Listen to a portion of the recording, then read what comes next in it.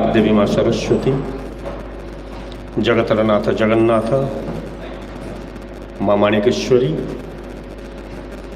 साधनार पीठ शिक्षार पीठ कलाहांडी विश्वविद्यालयर यही युव संस्कार प्रकोष्ठ उपस्थित समस्त सज्जन मंडली,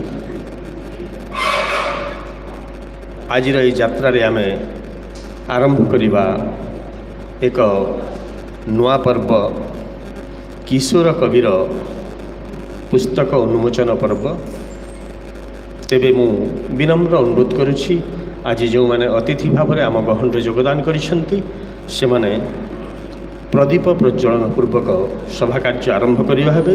मुख्य अतिथि विशिष्ट कवि तथा कुलपति कलाहांडी विश्वविद्यालय मोर पूज्य गुरु प्रोफेसर डॉक्टर संजय कुमार शतपथी महोदय।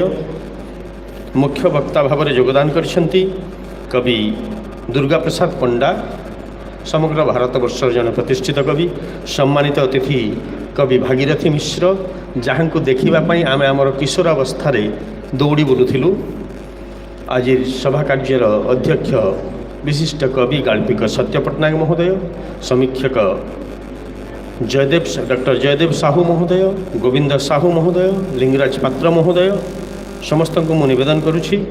सर्वोपरि अनुरोध करुछि कार्यक्रम संचालक कवि अनुवादक बंकिम मुन महोदय, समस्त को अनुरोध करुछि प्रदीप प्रज्वलन पूर्वक सभा कार्य को आरंभ करने पाई अनुरोध करुछि।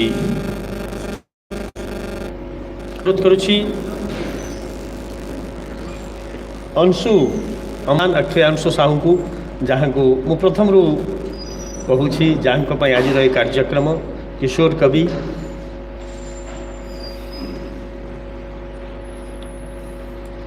लिप्सा को अनुरोध करुछि मंत्र पाठ पाई।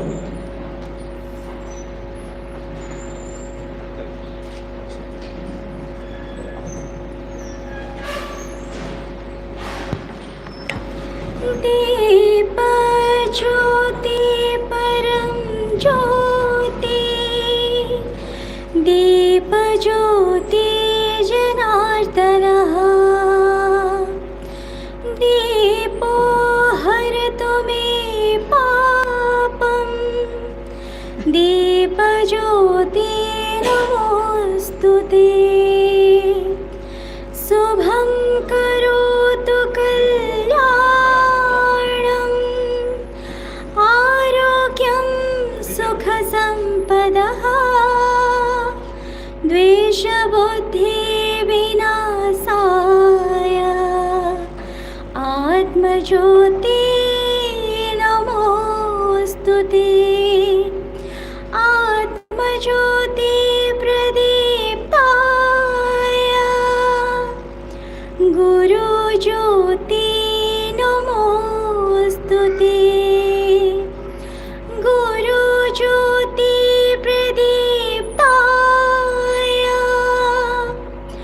ब्रह्मज्योति नमोस्तुते,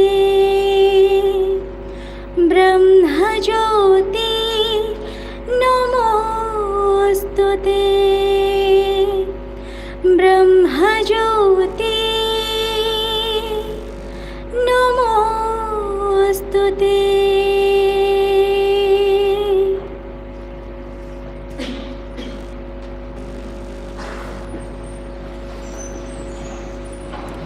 साधुवाद। अतिथि मानक निवेदन करी मंचासीन होगापाई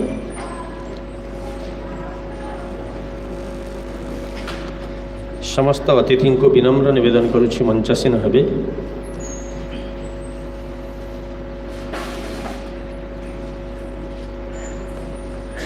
मुख्य अतिथि भाव में योगदान करिसेंती एई विश्वविद्यालयर कुलपति तथा विशिष्ट कवि गीतिकार संजय कुमार शतपथी महोदय। सभापतित्व करुछन्ति विशिष्ट कवि गाल्पिक वाग्मी सत्य पट्टनायक महोदय। आज आम गहन अछंती सम्मानित अतिथि भाव में समग्र ओडिशा रे जहाँकर कविता को लेकिन बहुत चर्चा हुए। प्राय 25-30 वर्ष तले आमे मो कथा मु कहिबी ଏବଂ ସେ ସମୟର ମୋର ବନ୍ଧୁମାନଙ୍କର କଥା ବି କହିବି ଯାହାଙ୍କର କବିତା ଶୁଣିବା ପାଇଁ ପଢ଼ିବା ପାଇଁ ବିଶେଷ କରି ପଢ଼ିବା ପାଇଁ ସେତିକି ବେଳେ ଶୁଣିବାର ସୁଯୋଗ କମ୍ ମିଳୁଥିଲା। ସେ କବି ମୋର ପ୍ରିୟ କବି ଭାଗୀରଥୀ ମିଶ୍ର ମହୋଦୟ ଆଜି ମୁଖ୍ୟ ବକ୍ତା ଭାବରେ ଯୋଗଦାନ କରିଛନ୍ତି। ଆମ ସମୟର ଜଣେ ପ୍ରଚଣ୍ଡ କବି ଯାହାଙ୍କର କବିତାରେ ପ୍ରତ୍ୟେକ କବିତାରେ କିଛି ନା କିଛି ଗୋଟେ ନୂଆ ଦିଶା ଦିଶେ। ମୋର ପ୍ରିୟ କବି ଅଗ୍ରଜ ଦୁର୍ଗାପ୍ରସାଦ ପଣ୍ଡା ମହୋଦୟଙ୍କୁ ଅନୁରୋଧ କରୁଛି ମଞ୍ଚାସୀନ ହେବା ପାଇଁ। ସମୀକ୍ଷକ ଭାବରେ ଯୋଗଦାନ କରିଛନ୍ତି ଡକ୍ଟର ଜୟଦେବ ସାହୁ, ଲିଙ୍ଗରାଜ ପାତ୍ର ମହୋଦୟ, ଗୋବିନ୍ଦ ସାହୁ ମହୋଦୟ ସମସ୍ତଙ୍କୁ ନିବେଦନ କରୁଛି ମଞ୍ଚାସୀନ ହେବା ପାଇଁ ଏବଂ ଅନୁରୋଧ କରୁଛି କବି ଅମ୍ଳାନ ଅକ୍ଷାଂଶୁ ସାହୁଙ୍କୁ ସେ ମଧ୍ୟ ମଞ୍ଚାସୀନ ହେବେ।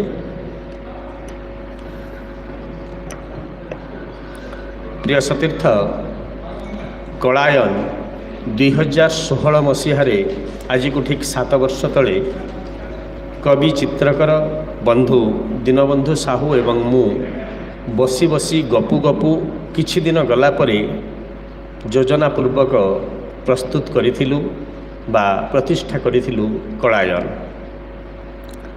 ଉଦ୍ଦେଶ୍ୟ ଥିଲା ଜୀବନ ସହିତ କଳାର ସମ୍ପର୍କକୁ ଆମେ ମଞ୍ଚରେ ରୂପ ଦେବା।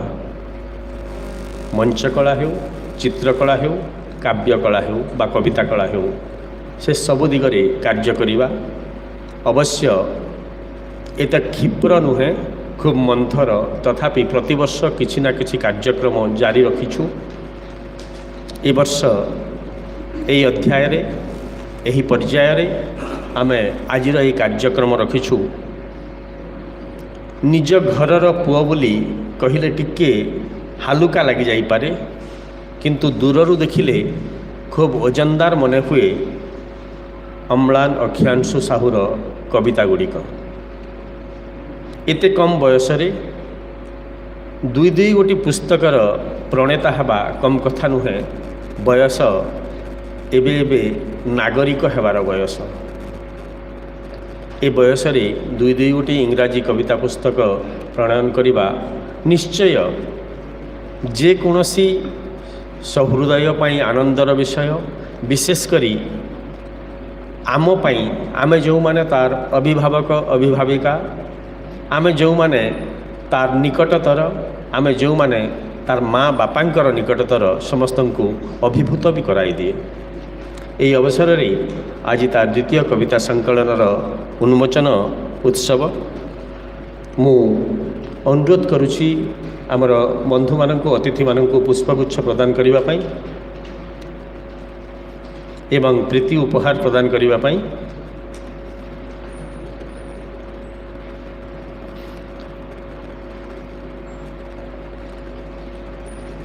ଫାଷ୍ଟ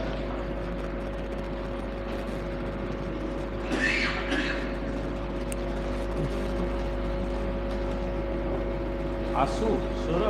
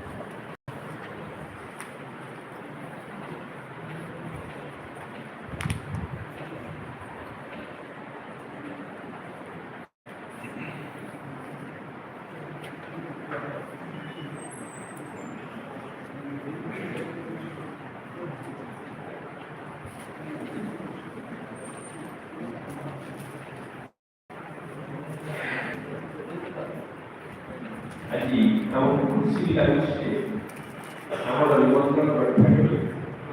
ଏତେ ପ୍ରଚଣ୍ଡ ଖରାରେ ଅସମୟରେ ଆପଣମାନେ କେବଳ ଭବାନୀପାଟଣାର ଲୋକ, କେସିଙ୍ଗା, ରେଗଡ଼ା, ରାମପୁର ଠାରୁ ଆରମ୍ଭ କରିକି ସମ୍ବଲପୁର, ବଲାଙ୍ଗୀର, ଭୁବନେଶ୍ୱରରୁ ଆସିପାରିଛନ୍ତି।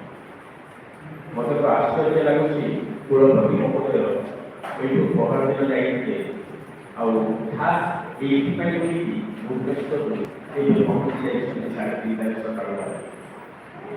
खुशी लगुच संबलपुर कवि दुर्गा प्रसाद पंडा स्मृति बलाकी कवि भागीरथी मिश्र एवं आउ जड़े जार मुह को बर्तमान आपण मैंने देखुना किसी समय पर अवश्य आपण सम्मुखीन उपस्थित थे विशिष्ट कवि चर्चित कवि ओडिया साहित्य प्रतिस्पर्धा कवि जगन्नाथ सरस्वती महोदय आज आम उपस्थित अच्छा तो समस्त को अवसर में कलाकार तरफ कलाकृति माटी तरफ कृतज्ञता एवं अभिनंदन जनाऊँ।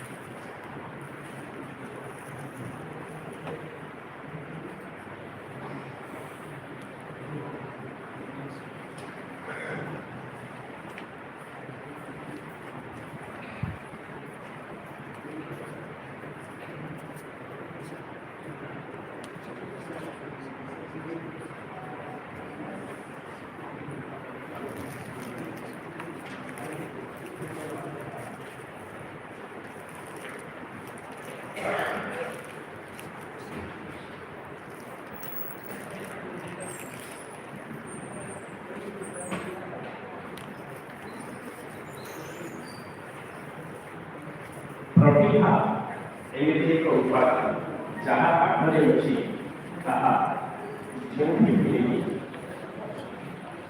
ठीक जगह ठीक भाव प्रस्तुति कर ताहार नमूना अच्छी हमरा अक्षरांशु साहू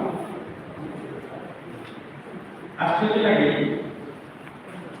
से कविता लिखे गीत भी गाए वाद्य भी बजाए एवं भल पढ़े बापा भरी माँ भरी ये से डाक्तरी पाठ पढ़े बापा चित्र करती कविता लिखती अभिनय करती से कविता लिखुची अभिनय संगीत गान करुच्ची वाद्ययंत्र बायन करुच्ची मन करुच्ची से किशोर प्रतिभा अम्लान अक्षरांशु साहू एक सुमधुर संगीत माध्यम कंठदान माध्यम प्रारंभिक संगीत गान पूर्वक आज सभा कार्य शुभारंभ करवा।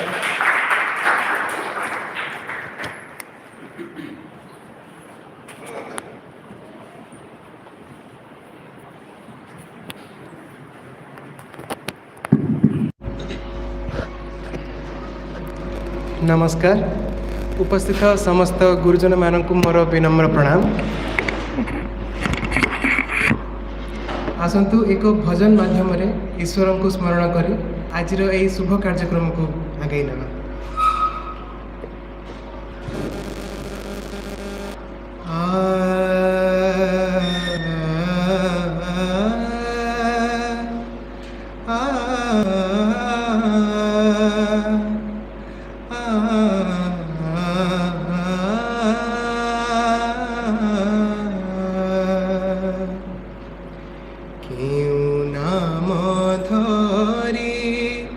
डाकिबु तुमको तुम्हें जे सर्व नाम क्यों नाम धरी डाकिबु तुमको तुम्हें जे सर्व नाम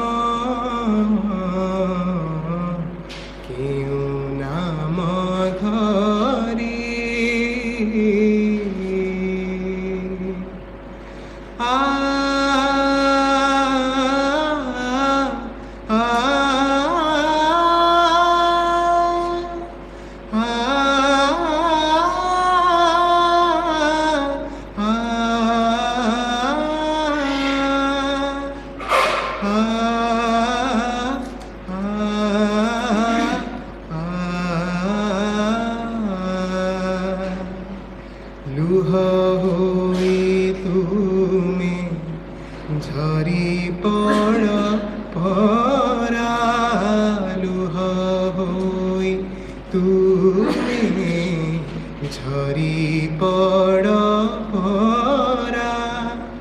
କେତେ ନୟନର କୋଣରୁ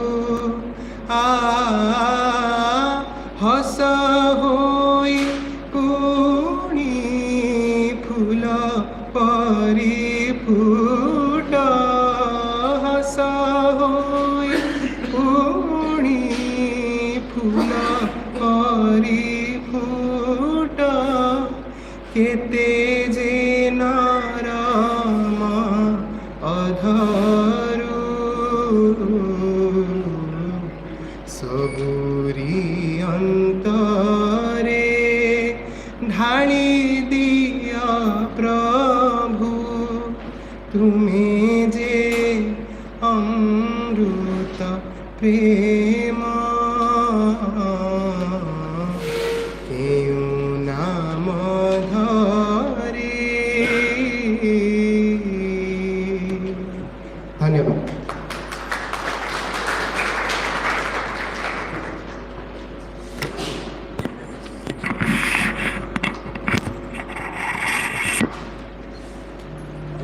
ସାଧୁବାଦ କଣ୍ଠଶିଳ୍ପୀ କବି ଆଜିର ଆକର୍ଷଣ ଅମ୍ଳାନ ଅକ୍ଷୟାଂଶୁ ସାହୁ। ସତରେ ବନ୍ଧୁଗଣ, ପ୍ରତିଭାକୁ ଏମିତି ହିଁ ଦେଖି ହୁଏ, ଯେଉଁଠି ବି ଥାଉ ଯେମିତି ଥାଉ ତା'ର ପ୍ରତିଭାକୁ ପରିସ୍ଫୁଟନ କରିବା ପାଇଁ ସେ ବାଟଟି ଖୋଜୁଥାଏ। ଆଜି ଆମେ ପୁନର୍ବାର ଅମ୍ଳାନ ଅକ୍ଷୟାଂଶୁ ସାହୁକୁ ଏହି ଅବସରରେ ସ୍ୱାଗତ ଜଣାଇବା ଏବଂ କାର୍ଯ୍ୟକ୍ରମକୁ ଆଗେଇ ନେବା ପାଇଁ ମୁଁ ବର୍ତ୍ତମାନ ନିବେଦନ କରିବି ଅତିଥିମାନଙ୍କର ପରିଚୟ ପ୍ରଦାନ ପୂର୍ବକ ସଭା କାର୍ଯ୍ୟକୁ ଆଗେଇ ନେବା ପାଇଁ ଅଧ୍ୟାପକ ତଥା ଅନୁବାଦକ କବି ବଙ୍କିମ ଚନ୍ଦ୍ର ମୁନ ମହୋଦୟଙ୍କୁ।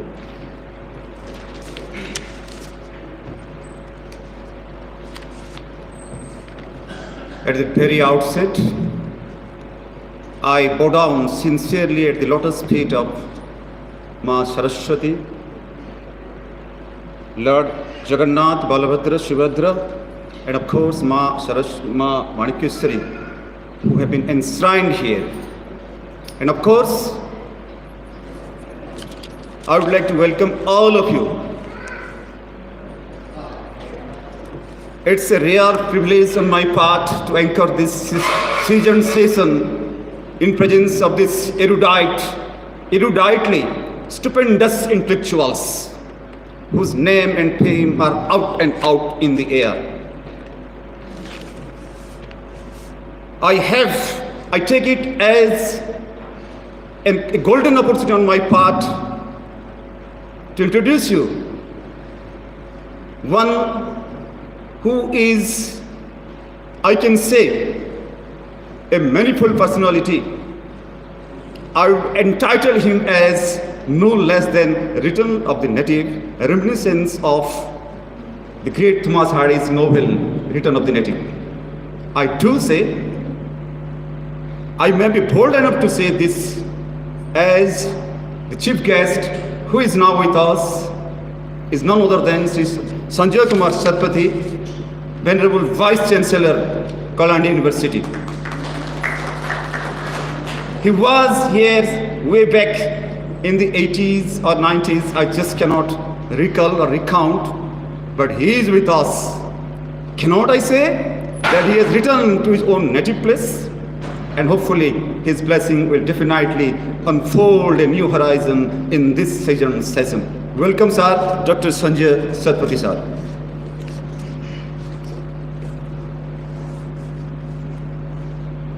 Here, whom I always entitle as, oh Captain, my Captain, Captain of the ship, in many occasions.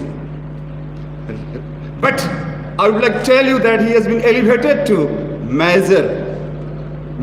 Dr. Major Jaydev Sahu is with us. His presence will definitely bolster our enthusiasm to a greater height. As the reviewer of this session, he is with us. Definitely, his presence will be an enigmatic pleasure and mystic pleasure for us. Welcome, sir. No need to introduce you more than these words. And of course, Bhagirathi Mishra, poet who is famous across the length and breadth of Kalahandi and Odisha, as well as has been said by my brother Parmeshwar Moon. A Bhagiratha of many poems, you can say. He is instrumental in revolutionizing the modern poetry, let me tell you, although I've read little of him. Welcome, sir. It's my pleasure to spell out his name as the station director of All India Radio, Bhavani Patna. I have come many a time with my father, his lyricist Pratap Kishore Moon, and I do feel homely with you, sir. Welcome, sir. Professor Bhagirathi Mishra as one of the guests of honor. And of course,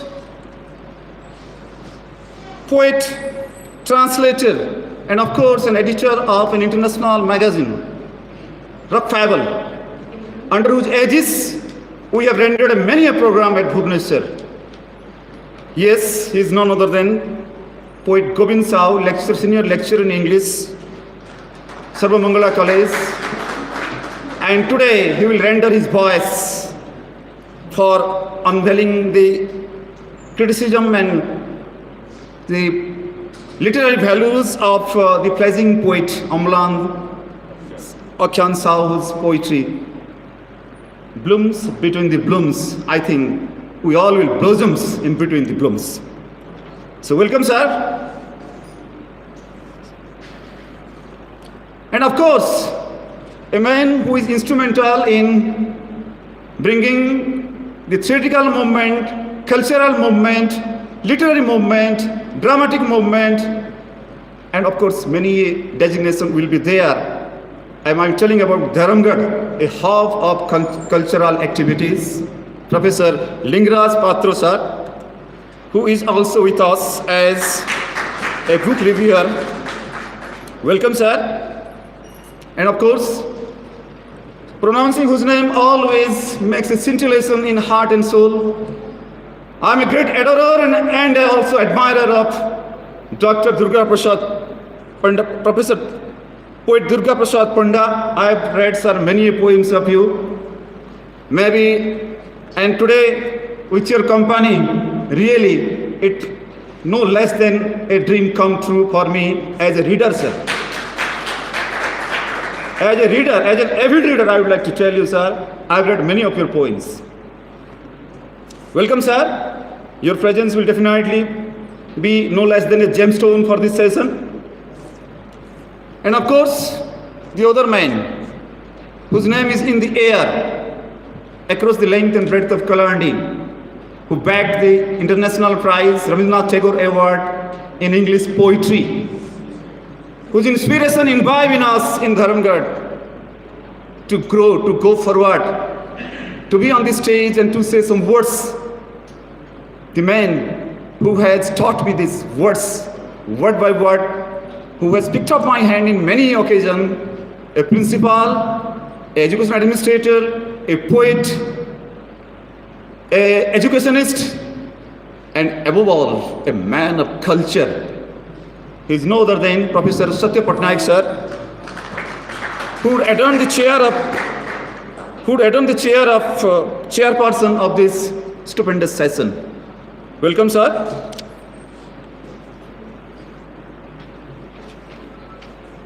And of course, in no less measure but substantially, I would like to welcome here those who are up the stage. The poet, writer, whose identity is no less than the identity of Kalahandi. I would like to attribute him. A politician, a genuine politician, I would like to address him in this way. A novelist, an essayist, and of course, a pioneer of literary movement in Kalahandi, none other than Sriyukta Rasavihari Behera, sir. I bow down before your feet and I welcome you, sir, to this session. And of course, I'd like to attribute him, the man whom I was searching for. Let me tell you at ages. Sir, I've read all your 3 translations of in Sanskrit, in Hindi and English. It would be not redundant to tell you, address you as the confluence of Ganga, Jamuna and Saraswati, translating in his own flair and flavor. Tapaswini Parab sir, I am referring to here whose presence will enlighten us, Dr. Harikrishna Meher sir. For the first time I have come upon you sir, and hopefully your literary endeavor will definitely unfold a new horizon in the time to come, and it will never be surpassed by others. And equally, in our childhood days, who inspired us a lot, and one line is sufficient to identify Boba Ulte Dile, the dramatic saga still now in our heart and soul, sir. The booming words there to rise up. Your articulation, particularly I am a great admirer of your articulation, sir. Mesmerized when first I encountered you in Kalahandi, one program that was going on. Yes, your presence will definitely take us to a new level of spirit, sir, and this pledging poet will definitely be inspired by your presence. And of course, two wife and husband, Kara, Mr. Kara and Mrs. Kara, who always inspire us in every walk of our life, even every walk of my life. Whatever I write in some articles, I get inspiration from you. I'm talking about Shri Uma Shankar Kara and Mrs. Kara. Welcome to this stupendous session. And of course, the man who has made history, rather, he has given a prize to this Kalahandi by writing Kalahandiya Bhasakosa. I think this is one of his greatest contribution to Kalahandi. And definitely, I welcome you, sir, Shukta Parameshwar Moon, sir. And the pledging poet, let me share with you, sir, his first poem was anchored by me way back in 2019, if you recall. At Dharamgarh, it was a literary session, that is, Thynks festival was going on, and he was there, and he wrote one poem and he read it out, and I anchored that in presence of his father and mother. And of course, all praise for the worthy father and mother. Both are doctor by profession, yes, but by passion, wanderer of the woods, worshipper of the woods. What can I say? It is the legacy that the boy is perpetuating. The divine legacy that Dr. Dinabandhu Sahu inherits, that is perhaps imbibed in the heart and soul of this boy. And since long, when he was class 8 perhaps, he read out one poem at Dharamgarh. And now, he has to his credit, there are as many as 2 English poems. As I was going through his books, I was mesmerized, the words. Even I cannot refrain myself to say one line, that the dawn is dusky now. See this line he has written, one of his poems, the dawn is dusky. Dusk is something other thing, but he has used dusk like this. May God bless you, the pledging poet, and welcome you to this stage. And of course, here whose presence always inspires us, Dr. Ajay Misra, Dr. Ratha, Rajesh Bhai, Simanchalam Misra sir, Panda sir, and all others whose name I am not able to pronounce. Please forgive me. Your presence will definitely boost this session to a greater height. And with these words, I render my respect and reverence, and I am proceeding to the next stage. So now, I would like to, now the session unveiling of the poetry of anthology in Between Blooms. This will be unveiled by the chief guest and guest dignitaries who are on the stage, and of course will be supplemented by the august audience present here. May I request this to carry on? The book will be unveiled. In Between Blooms, may you blossom in between the blooms. May there be no withering. in your life. This is my wish, Amlan Akyansu. Hopefully, you will continue to reverberate everywhere.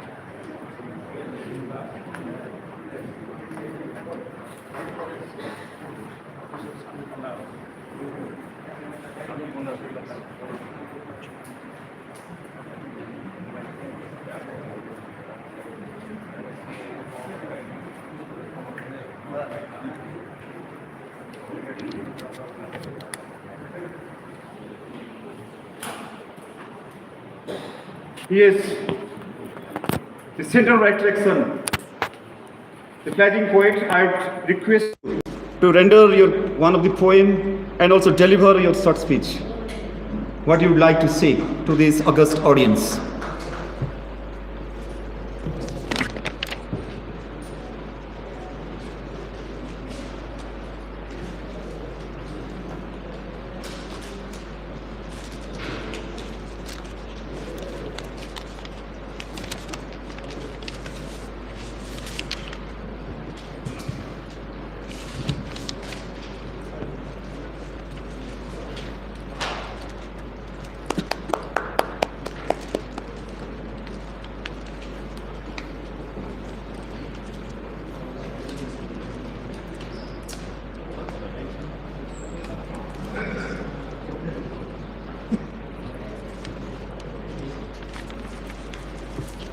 Good afternoon, everyone. My humble pranam and sincere regards to all the dignitaries present on and off the dais, all my revered elders, my dearest family members, and my beloved friends. I, for one, cannot even begin to describe what an honor it is to stand here and be able to express myself in front of such luminaries in the field of literature. If truth be told, while I am filled with ecstasy about the launch of my second book, In Between Blooms, at the same time I am also greatly humbled at the thought of the road that now lies ahead of me and the future avenues that I am yet to discover and yet to explore. I remember during my speech at the time of the release of my first book, The Tiny Astronaut, I had recited one of Robert Frost's poems, The Road Not Taken. And now that fate indeed has had me tread on lesser traveled paths, I am finally beginning to realize that even though it might seem daunting at first, making that decision is not so bad after all. And in the end, it really does make all the difference. This is because sometimes, or perhaps most of the times, we are so taken in or preoccupied by the thought of a destination that we forget to relish the journey.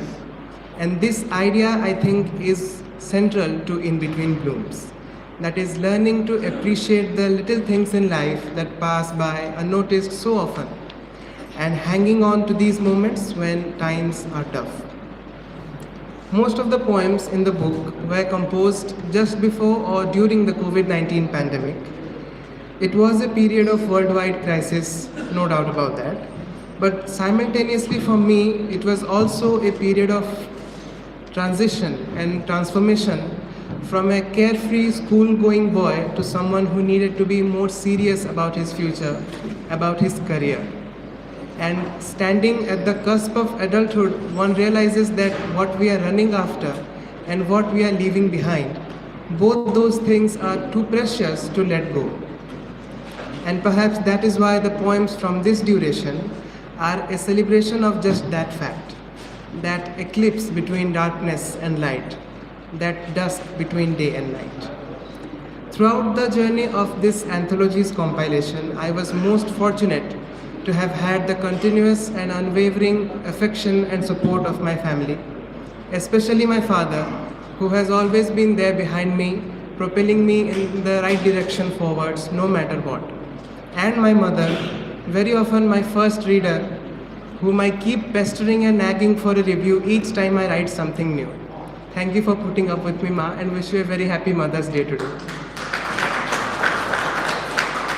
Also, I do consider it a huge and immense privilege to have my words read, heard, and discussed by such erudite authorities as are present here today.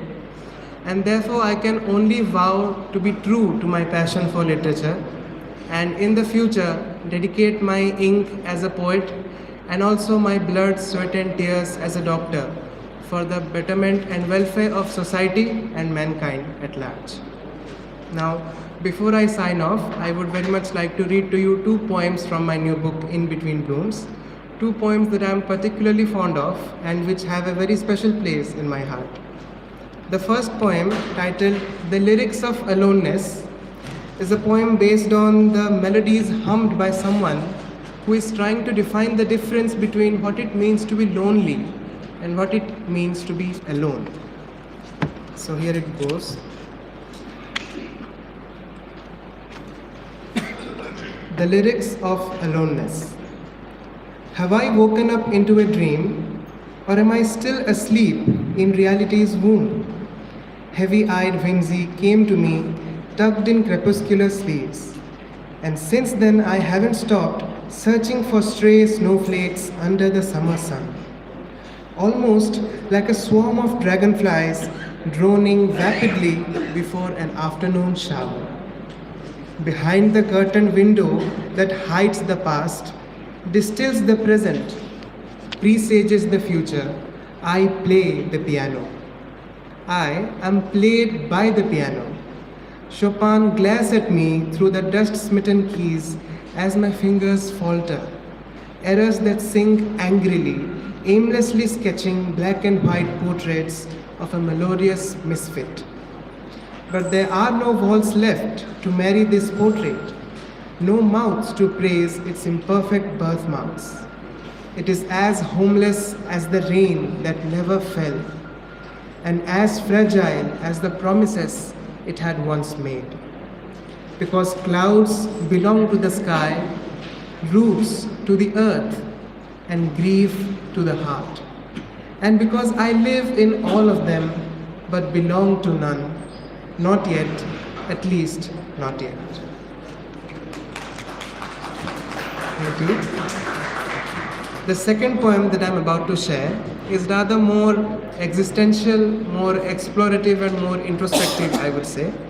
It is titled Sonda, which means a word that refers to the realization that each random passerby has a life as complex and vivid as our own, meaning that each stranger that we see is a protagonist of their own story. And it goes like this. Last night, as the stars were burning away in the songs of sleepless cicadas, I dreamt of the mothballs in my wardrobe, mutely dissolving into nothingness, waiting for silverfish that never arrive. Am I not doing the same? The swings in the park rust with years of nonchalance.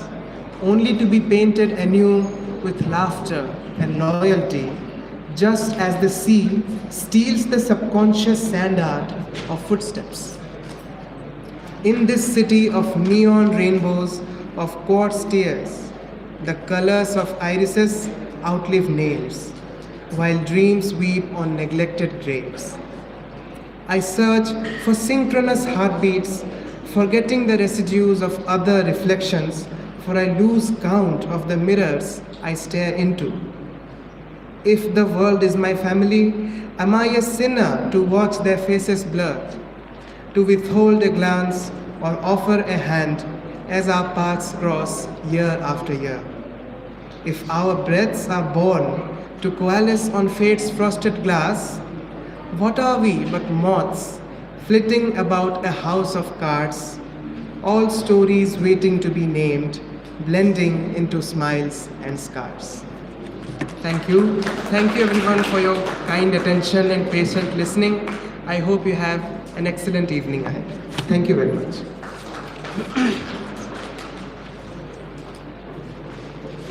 Thanks are due in Lord Sakyansu.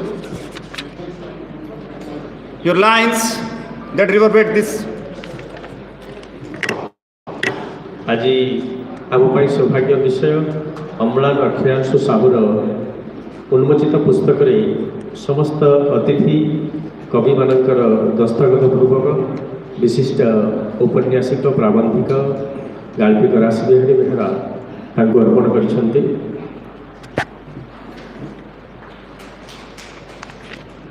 Yeah, in your beautiful speech you pronounced, I am being thrilled by piano. See the lines. Specification of this line sticks out in volume, your own talent, your own philosophy, your own feelings. May you occupy global platform in future to come. This is from the core of my prayer, from my core.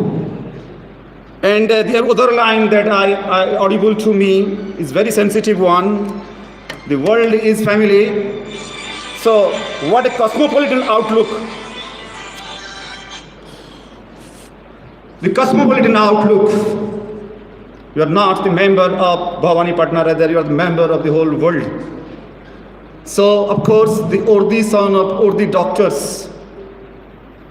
Papa is doctor, mother is doctor, and the boy is Urdu doctor. This is to my knowledge. And hopefully, but your profession might be serving the peasants and all other things. That is also a poetry. But your passion is to wander in the world of words. May you wander the world of words and make us wondrous. This is my words for you, my respect for you, the pleasing poet. Thank you.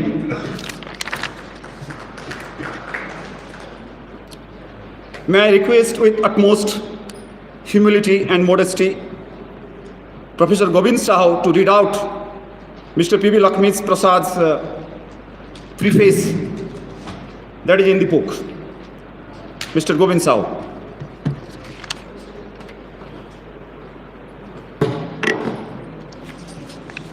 Your guests on the dais and of the dais. In fact, we are supposed to have Professor P.V. Lakshmi Prasad, professor and head in the Department of English, Satvahan University. But unfortunately, he could not be a part of the August gathering today, and he has sent his message, and I had the privilege to read it out on behalf of Professor Lakshmi Prasad. He has written 2 pages, but I will skip many things and give you the gist. Today is the most eagerly awaited event that celebrates the literary journey of Mr. Amlan in the book launching of the second poetry collections entitled In Between Blooms. Indeed, I feel privileged to write the foreword for the book. I have written forewords in the past, but the foreword for the book by Amlan occupied my critical thinking very much. I took time and finished it after 2 rounds of intense reading. Poets compose poems on universal themes. Amlan, as a poet in making, has done exceptionally well with regard to the selection of themes. It is at once universal, mundane, philosophical, and at others social.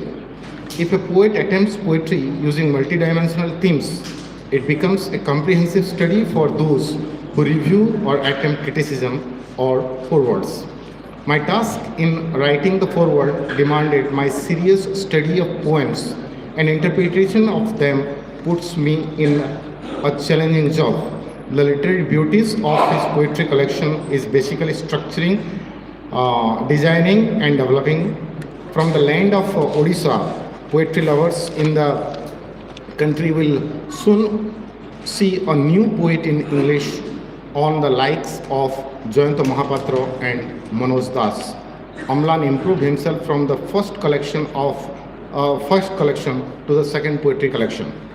Let me humbly greet all the guests of the wonderful session. I thank Dr. Dinabandhu Sahu for having invited me to the book launching ceremony, and to which I really feel sorry that I am missing it today. My best wishes go to Amlan Akhyansu Sahu. I expect more such poetic collection from his pen of creativity.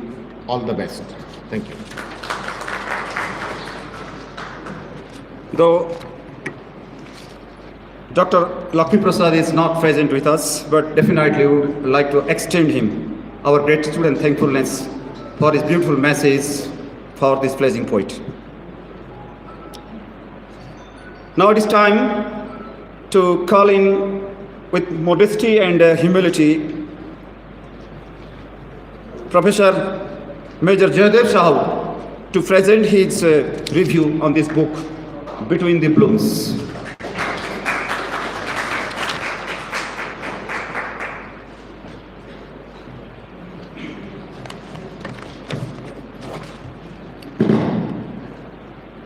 Esteemed Chairperson, Chief Guest, Honorable Guests, Reviewers, Invited Guests, dear students,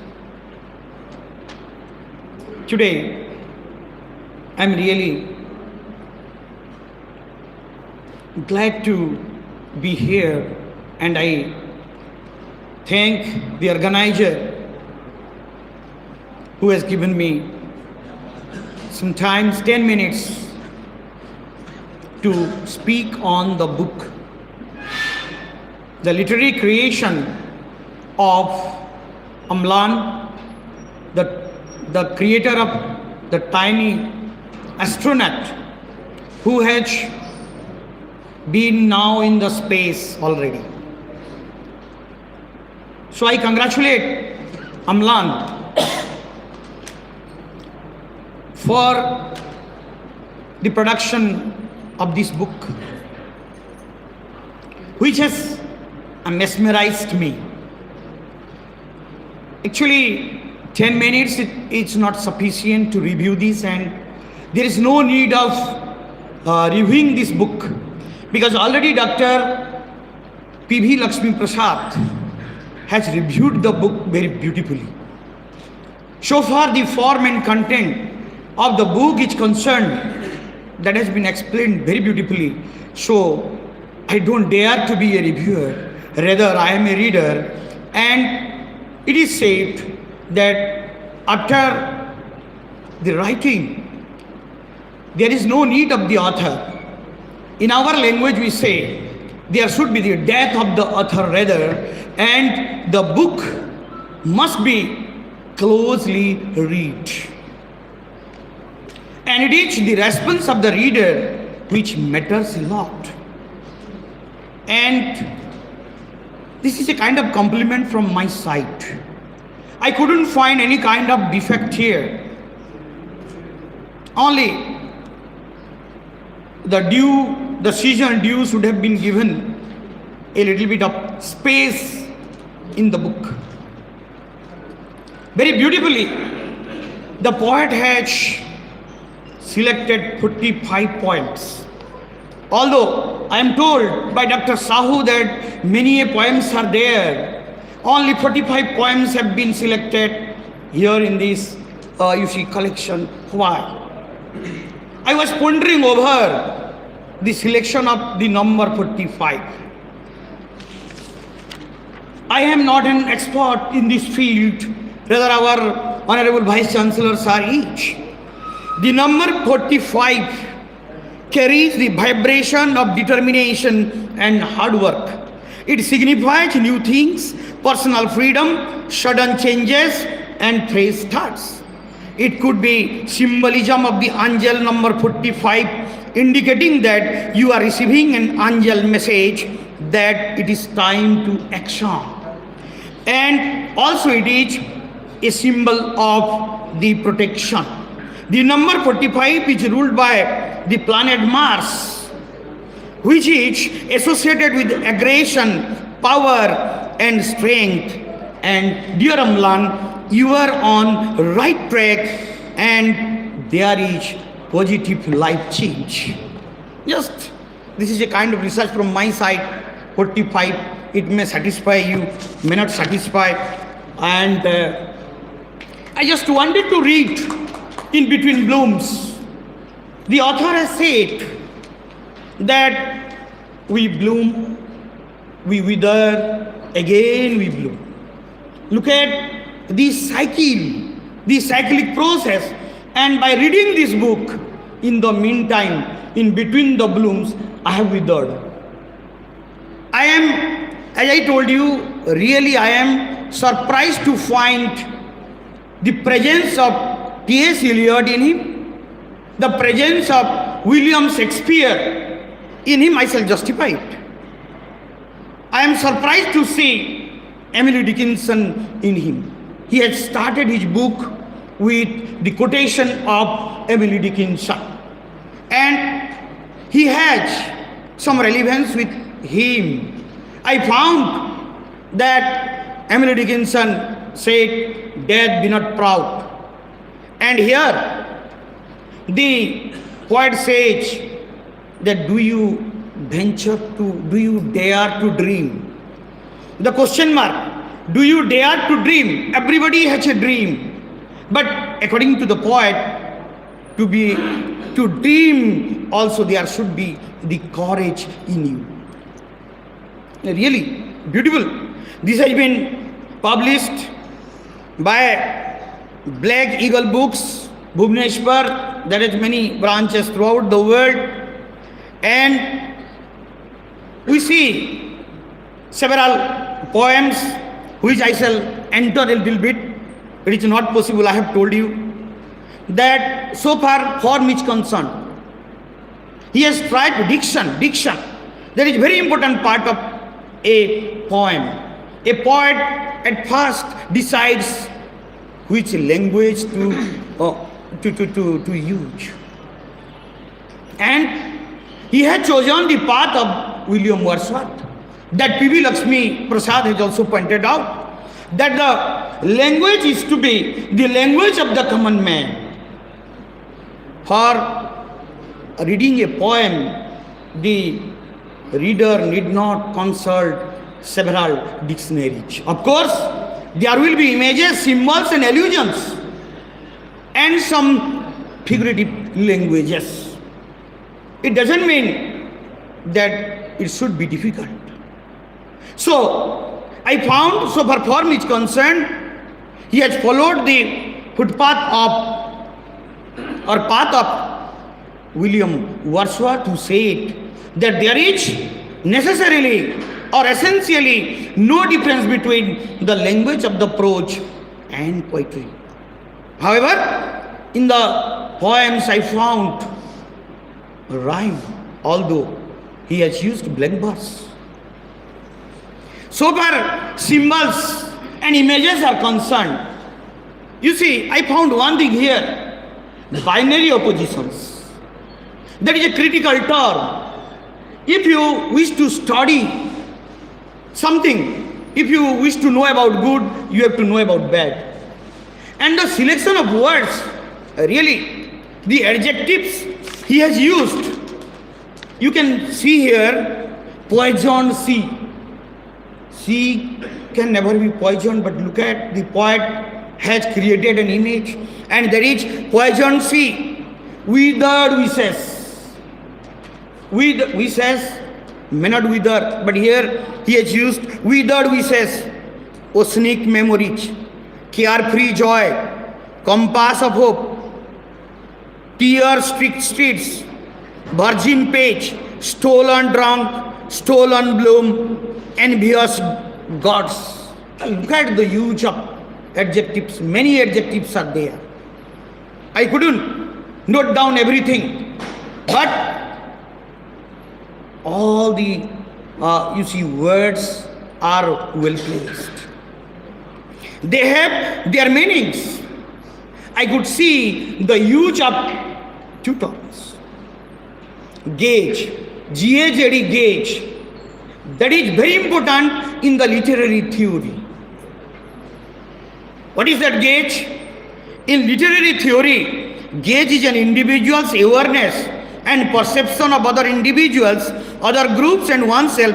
Existentialists like Sartre in his book Being and Nothingness, Michel Foucault, Discipline and Ponies, developed the concept. Lacan explains the term gauge as the anxious feeling that one is being watched.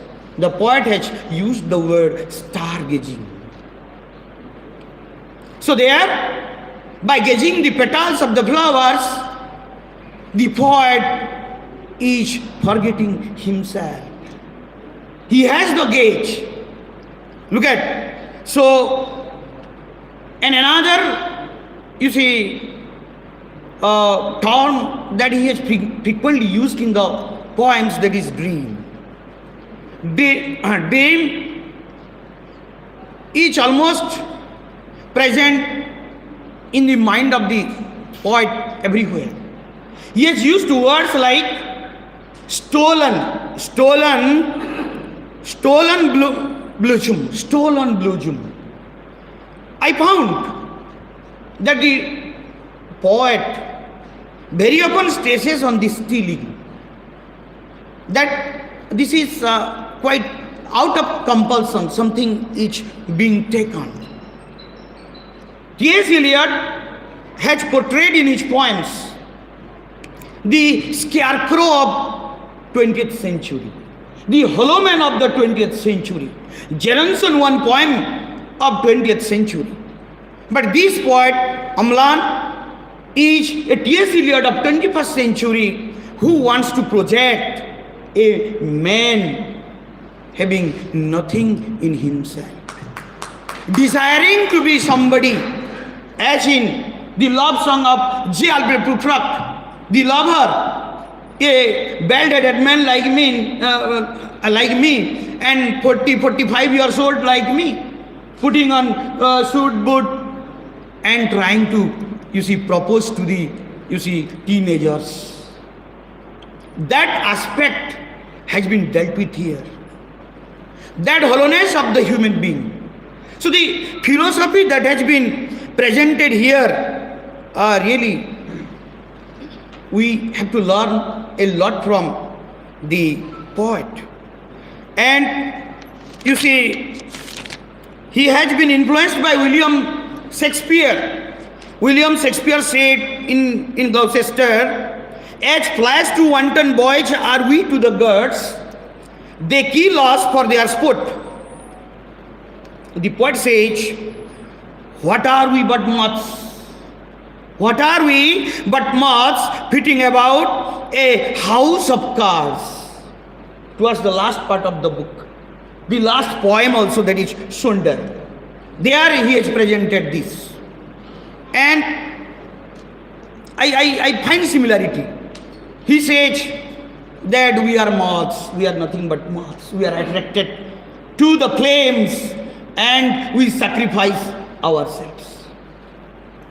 The book starts with summer, ends with spring. And your P.V. Lakshmi Prasad says that it is neither didactic nor academic. So you can get something else in his poems, not didactic. You cannot say that there is no element of love. You cannot say, or we cannot say, that there is pessimism in it. Rather, I find optimism in it. Although summer, the scorching heat, okay, the sun is giving trouble. The rainy season, because of the petals are waiting for the raindrops. The winter is there. Only in the spring season we have the solace. But the poet sees no difference among the seasons. It is a part of life, and we have been struggling very hard to enlighten ourselves.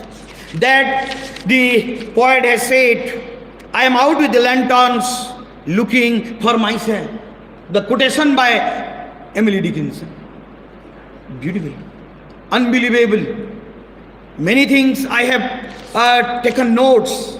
In spring, youth return home from their alien refuge, and kiss with soft spoken my parchment skin. Oh, my latent hopes rejoice, let song of spring begin. The last sentence, look at how the poet, you see, gives solace to everybody, shows the hope. Of course, for him, hope is also sometimes withered. Beautiful, really unbelievable. As a reader, I found a different kind of taste here. It is quite tasty, very tasty. So I appeal all my, guests to go through the poems. As a student of literature, I really appreciate the poet's venture. And it needs more research. And I request Dr. Sahu, both, see, one is going to be doctor, one has bloomed, a bloomed doctor and yet to be bloomed doctor. That to library, at least 2-3 pieces if they give. And say, I have a book with me for my department. So definitely it needs a lot of research. And I appeal everybody to read all this. I am leaving one thing, the metaphysical aspect of the poems. The metaphysical poets, they were the most modern poets, although they belong to 16th century. Still the metaphysical poets, they could be adored and admired because of the unification of sensibility. According to T.S. Eliot, unification of sensibility. There, the thought and feeling, marriage of thought and feeling. So here is a poem that I could find, and that poem is Let Me Be Your Moonlight, colloquial in nature. That is one feature of metaphysical poetry. The all of a sudden beginning and argument, there will be argument. The argument is very systematic.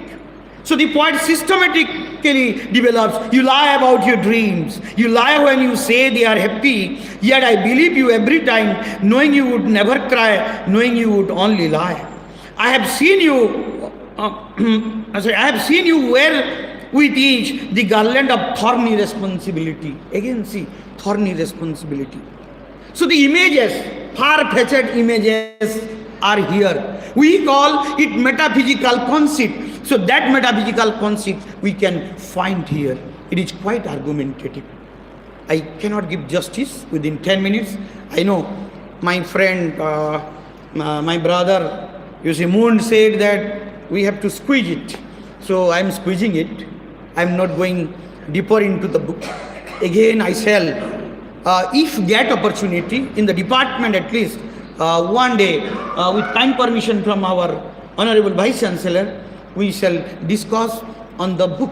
One day there will be seminar on this book, so that we can give justice to the poet. So thank you, especially to Dr. Sahu, who has coordinated with us and has given opportunity to the Department of English.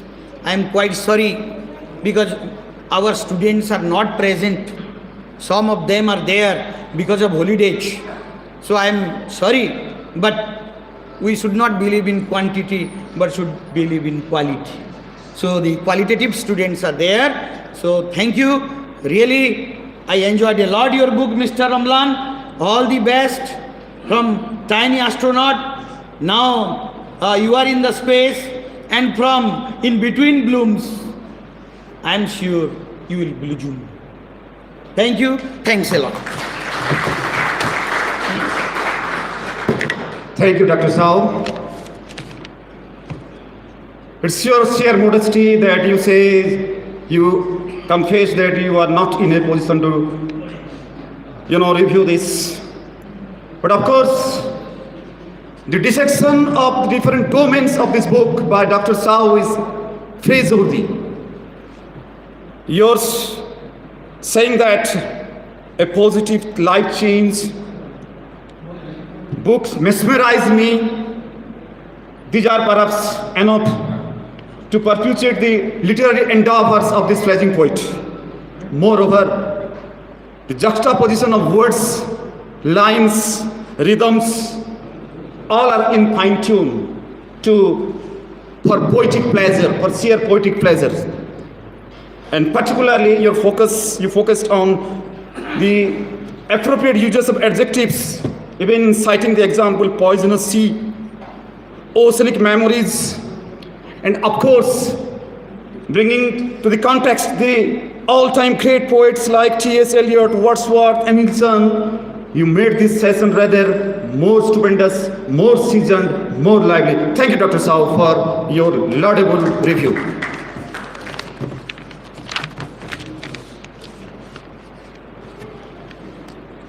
May I request earnestly, with modesty and humility, poet Bhagirathi Mishra, the guest of honor, to deliver his speech.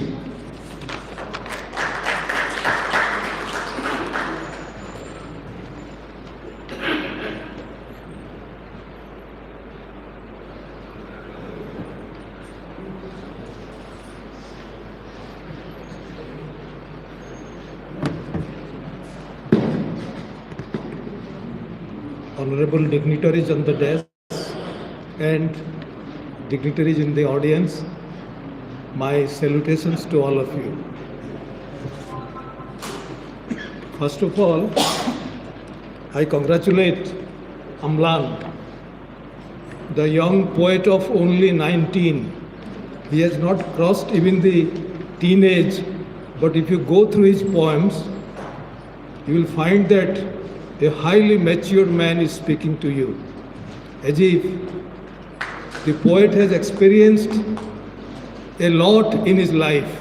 I envy him because my association with poetry is almost 50 years.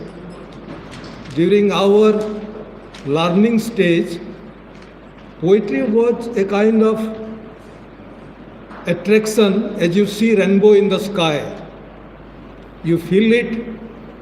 When you want to look it back again, you see that it is already vanished. So that kind of beginning with poetry I personally had, and I am fortunate enough that not only Odia poets, I have read many international poets also. The credit goes to your town. If you remember now, of course, for last few months, they are not open. Sahitya Katha. When I was here serving in All India Radio, so we had an intimate relation with Sahitya Katha, and we decided that one page would be devoted to poetry. And fortunately, I have translated around 70 poets, international poets. And my personal feeling is poetry is always beyond the classroom. Poetry is always beyond this kind of a gathering, though it has now become almost a tradition Kavita Asara, Kavita Pathosava. But what I feel, and I think Amlan will also agree with me, that poetry, you love poetry, one-to-one poetry. Whenever you are alone with poetry, the kind of pleasure you get that you don't get in meetings or in classrooms. If you love poetry, you have to be with poetry alone. And you will see how poetry will vibrate. I was not just telling you that 70, almost nearly 70 international poets I translated, not because I wanted to give you a list. What I feel, that is what I am telling about poetry. Translating a poet, usually it required to collect all his poems or her poems or whatever writings he had. Then you have to see whether that can be translated or cannot be translated. So almost a week or so more, I had to spend with a particular poet.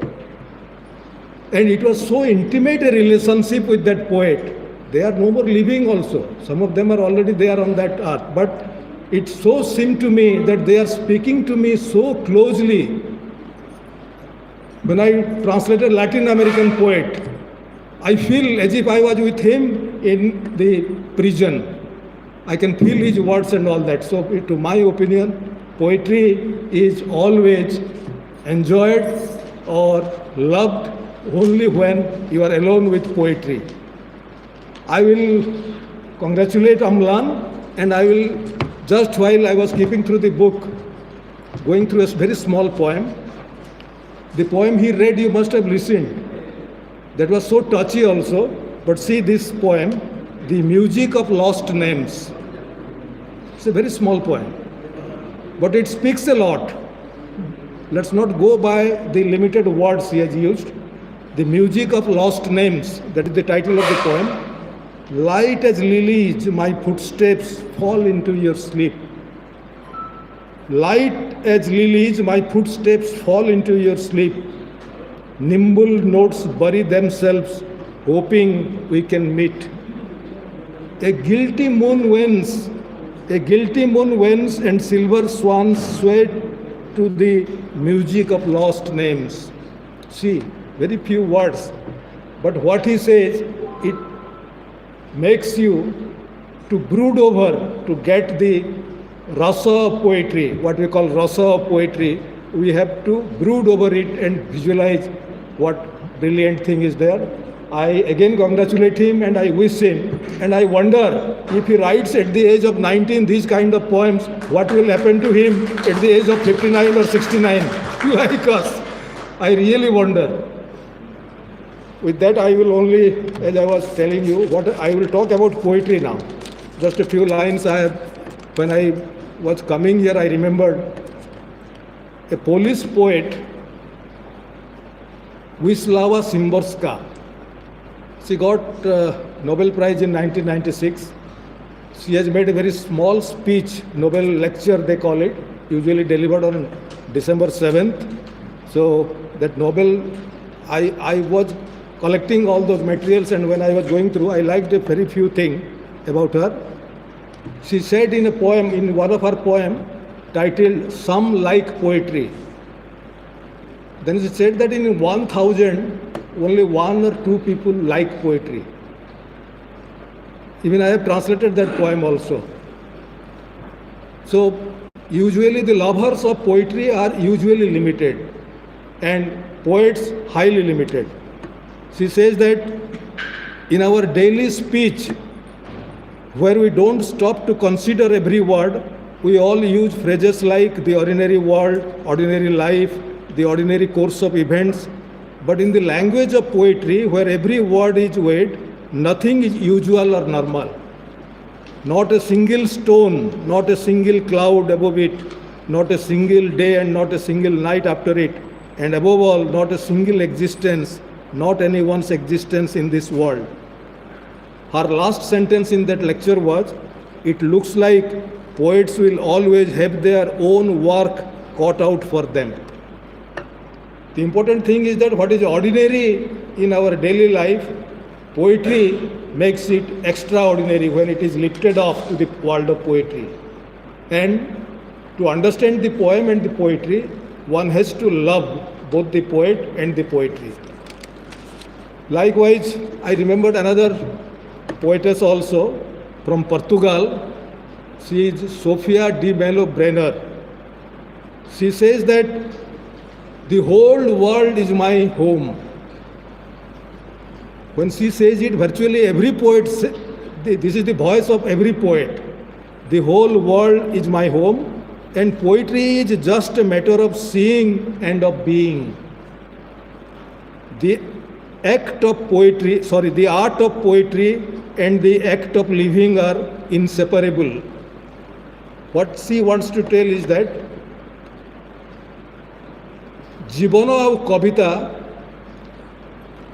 दुईटा जाक भारी अंगांगी भाव में जड़ित से कथा से कहते एवं से कहते जे कविता हेउची जीवन जीवार एक कला। उइस्ला सिम्बोर्स्का कथा मुझे कहूली से भाषण में गोटे जिनस गुरुत्व देकर कहते जे कविता मात्र के हेउची असाधारण जमा साधारण कथा नुहे एवं सेठी से कहते जे कविता होची an art of being and does not require any time and labour. It does not ask me to have science or aesthetics or theories. Instead, it demands the entireness of my being, a consciousness running deeper than my intellect.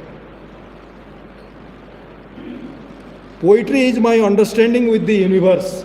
See, this is the voice of a poet. I share our view so strongly. Poetry is my understanding with the universe, the way of relating to things, my participation in reality, my encounter with voices and images. That is why the poem speaks not of an ideal life but of a concrete one. The angle of a window, the resonance of streets, cities and rooms, the shade cast by a wall, a sudden face, the star's silence, distance and brightness, the night's breathings, these are all I find in my poems. See what a brilliant idea is that.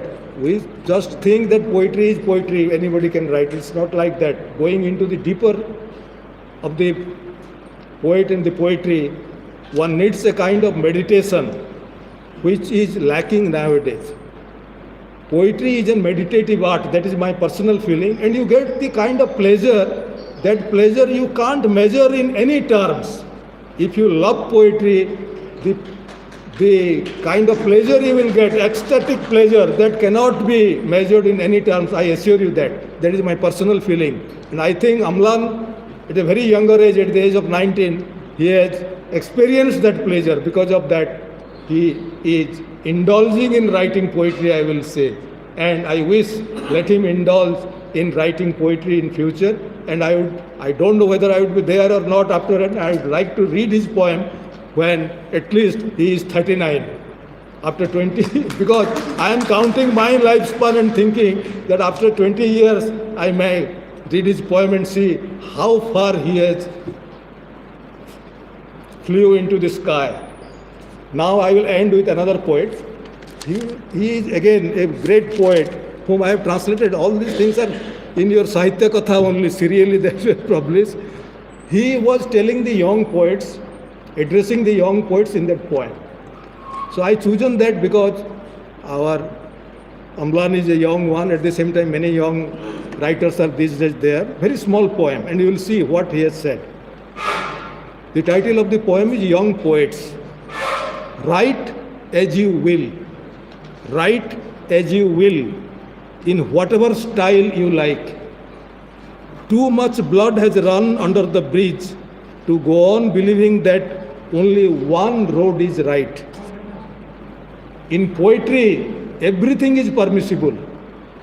In poetry, everything is permissible, with only this condition, of course, you have to improve the blank page.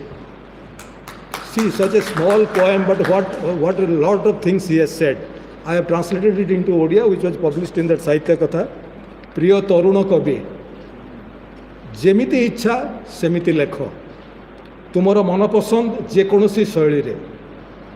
केवल गोटे पथ ही ठीक बोली विश्वास करी चली जोगु बहुत रक्त बहीगला पोल तले सबुकिछि मंजूर कवितारे सबुकिछि मंजूर कवितारे ଅବଶ୍ୟ କେବଳ ଏହି ସର୍ତ୍ତରେ ଯେ ସାଦା ପୃଷ୍ଠାକୁ ଉନ୍ନତ କରିବାକୁ ହେବ ତୁମକୁ. That's the most difficult task for a poet, to improve the blank page. With this, I thank you all for giving me a patient hearing, and again I wish Amlan a great poetic life in future. Thank you all. Thank you, Lord sir. You say love one. There should be one-to-one correspondence between poetry and the reader. Of course, and one can derive poetic pleasure unless he is out and out in devotion for poetry. And of course, unfolding the various aspects of Amlan's poetic talent, you characteristically shows as a poet of great measure and magnitude. Thank you, sir, for your sheer inspiration to this pledging poet. Definitely, through your blessing, you would definitely in future measure a greater height in his life. Thank you. Bhagirathi Mishra sir.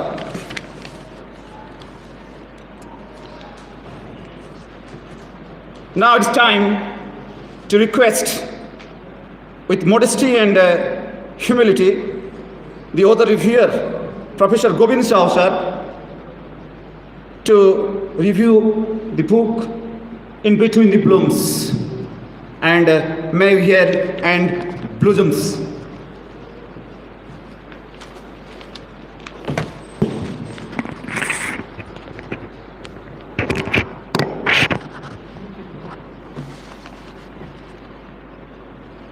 Revered gurus and guests on the dais and of the dais,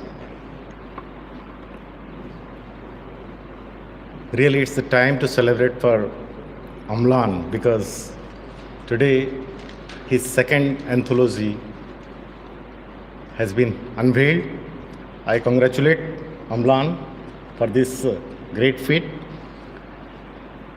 At the outset, if we see In Between Blooms through the lens of T.S. Eliot, as has been enumerated by my friend, philosopher and guide, Professor Jayadev Sahu, and his epoch-making collection, The Westland, published coincidentally 1 century before the publication of Amlan's second anthology, it would rightly judge the poems. In this sense, if Eliot's experiment is the reflection of post-First World War Europe, Amlan's anthology is on post-COVID pandemic period, a period where literally everything around us stand still, with the world flipped upside down. So it is obvious that the anthology contains poems dealing with misery, dejection, mistrust, and isolation, reflecting the hollowness of life. Coincidentally enough, The Westland, having 5 sections, begins with the line, April is the cruelest month, and In Between Bloom, having 5 sections, begins with the plight of the summer season. If we see the contents, it is divided into 5 sections, 5 seasons felt in Indian subcontinent: summer, monsoon, autumn, winter, spring, each section having 9 points. The first section, summer. It deals with the poet's loneliness and annoyance, angst and vexation, maybe due to pandemic afflicted world, or maybe due to personal isolation felt deep in his heart. The title, as well as the 5 sections therein, give us the impression that it deals with the birth, growth, innocence, and earning experience in life, leading to ultimate merger with the super soul. But on the other hand, it is an expression of a seasoned sensitivity of poetic persona, his anguish and torment, grief and distress, encountered every now and then amidst the hollowness of the mundane but eventful world. Every beginning has an end. and every end heralds a new beginning. Journey of life is not change but transformation. The philosophy lying behind Amlan's poems is in the subsection Summer testifies that life on the earth is not easy. It is not bed of roses. The very first poem, Deficit, reflects that the poetic persona is not at all satisfied with the life he is leading. He has undergone multiple losses that stick to the mind and remains for a long time. The second section, with Medalli Marigolds poem, it begins, and the use of words like storm, ashen skies, raindrops, spirited wind, oasis, lightning, diminishing warmth of summer, or dampened downpour give us the message that the monsoon has heralded. But the angst and anguish still persist and prick. Still the plights of summer is felt by the poet as if in the innocent rebellion against the ashen skies, waiting still for the caress of raindrops. Though symbolically the poems in all sections are well arranged and rich, the dissatisfaction, dissonance in the depth of the heart of the poetic persona give the reference to all summer year felt in Indian subcontinent owing to the global warming. The symbolically rich poems on varied themes loaded with the figurative language will definitely give the readers an impression that Amlan is a mature poet. At the time, the poet does not forget to sing thoroughly. At the same time, the poet does not forget to sing thoroughly through the internal rhymes and rhythm that reverberate all through the anthology. His use of alliteration at some places makes his songs more soulful. I would like to recite some stanzas from Amlan's anthology. Sparks of scarcity, gift wrapped in season's greetings, and blossoming at my doorsteps, mercy marks of malignancy settle as snowflakes on the skin. This is how it is, as if one can sing the poem, though it is written in blank verse. The poet has taken utmost care for rhymes and rhythms. Imagery of death consciousness is found in every step, in every subsection of the anthology.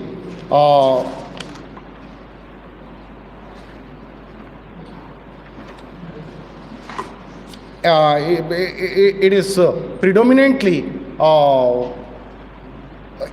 predominantly prevailing in almost all the poems, images and imageries, and his existentialist concern in themes of plight and predicaments of modern men find place reflecting meaninglessness of the universe. Loneliness is the best friend of a creative mind, but pensive mood kills living. Amlan's poems reflect his loneliness, but give indications to his intimacy with his family members, his life.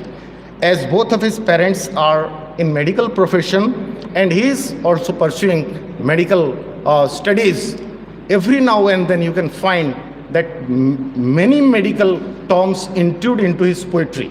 Many medical terms intrude into his poetry. In the poem Calopsia, the poetic persona is trying to assert that he is not alone against the backdrop of loneliness all around. He says, I am not alone. See his bold expression, I am not alone.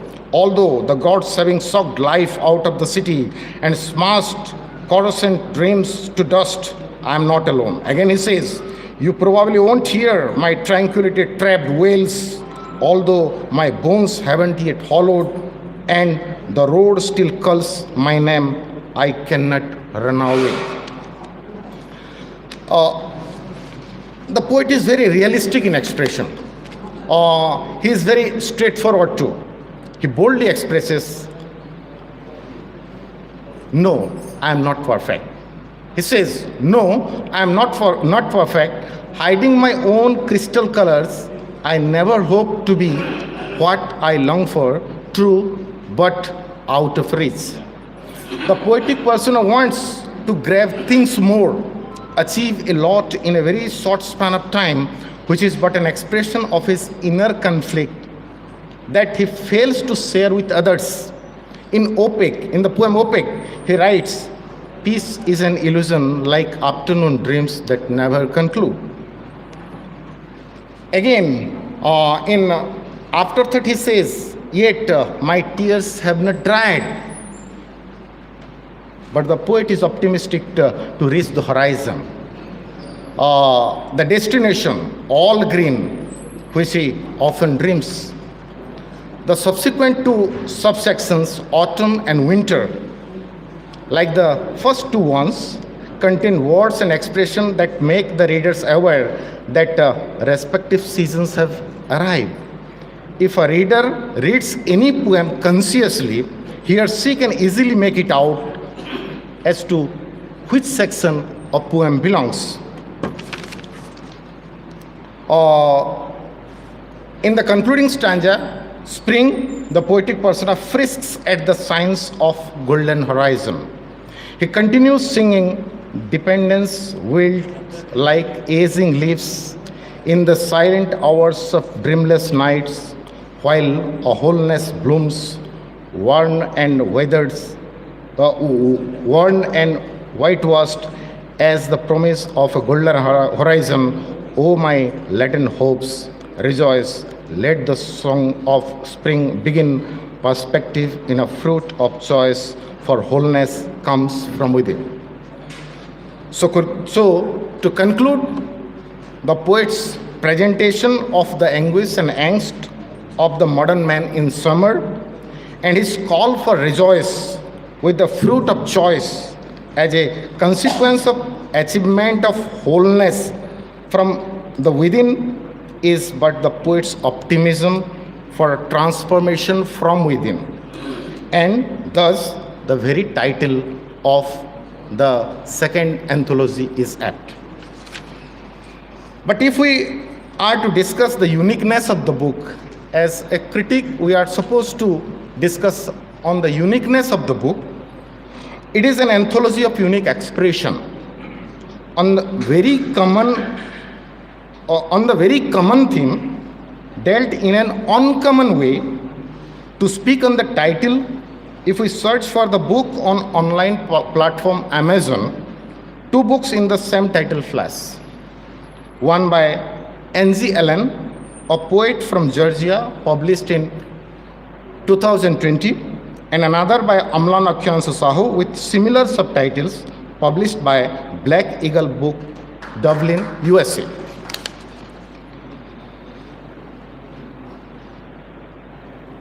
It is very difficult to understand any poet. Though I read many poems, I fail to understand the poets, though I have written many criticisms. While I got one of my articles published in an anthology, a renowned poet rang me up and said that, "Gobind, I had not thought that I had written poem in that way." So maybe it was my failure to assess the poet. Maybe that I tried to search a new dimension in the poetry. Maybe that I have failed to assess Amlan's poems because it's very difficult to understand the poet's sentiment through the words expressed, because most often it is through the with the help of words, it is through the words. Sometimes the poets try to mesmerize the readers. The poets try to captivate the readers through words, through use of different tricks in poetry prevalent in the situation. And if making a review of the second anthology of Amlan, I am asked to rate the book, I will give him 9 out of 10. So congratulating Amlan again. I wish him a long life of creativity, and God bless you.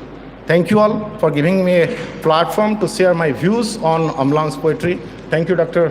Sahu, for making me a part of this session. Thank you.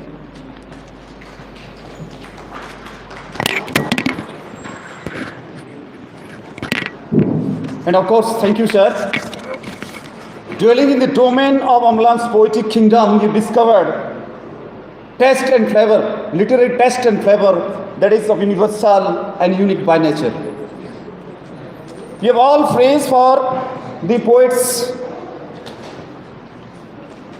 uses of symbols, alliteration, rhythms, rhymes, and of course, figurative features. As a lover of literature, you have deep insight to speak out all these ingredients of literary flavors.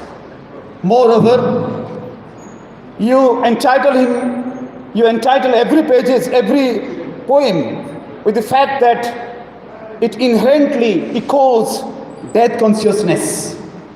And hopefully, those who have death consciousness, they are out and out honest by nature. This is my conviction, or you can say the conviction in literature.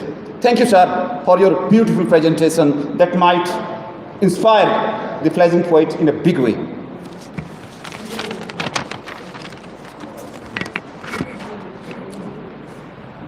So we're waiting for the towering personality who would come here and deliver his mesmerizing speech. As is his practice, you can say, time and again we have come upon his speeches over the years. Being a avid listener, let me tell you, I've enjoyed his speech in many occasions. Perhaps this also is of no exception, inviting him, none other than Professor Sanjay Satpathy, the chief guest of this season session. And through his applause, we invite you, sir, to listen to your mesmerizing speech.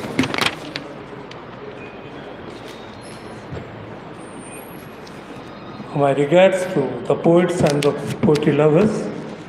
After this room is renovated, this I can say, still the best audience I have got in this room and the best incident. And I feel proud for renovating this room today. Let me connect to Govind. We perceive things as we are, not as the things are. So we are ignorant about the background, the past experience, the situation, and vocabulary, and in particular, if I think of Amlan, the past life of the poets, which is carried forward. And these carry forward things make many things unimaginable, very difficult to understand. So, you are heavy with listening about reviews, with the clarifications, classifications, and the dreams. So, I will completely go in a other way. গতকালি technology for university education उपरे गोटे 14 दिनिया seminar षष्ठ दिनर प्रथम वक्ता मुझे गतकाली किस्रे तो कहवा भितर एतकी कथा थिला जो थे मु कनक्लूड कली technology can be a slave can not be A master. If technology will be a master, then you are nowhere, because the best technology created by the God is your brain. No computer, no technology, no artificial intelligence can go beyond it. तापरे जो सारिके आसला आमर आज्ञा कि व्यक्तिगत प्रश्न अच्छे मुझे पचार किसी असुविधा नहीं. से जड़े कहला जे how you are different as a commentator Rath Yatra, what is your technique.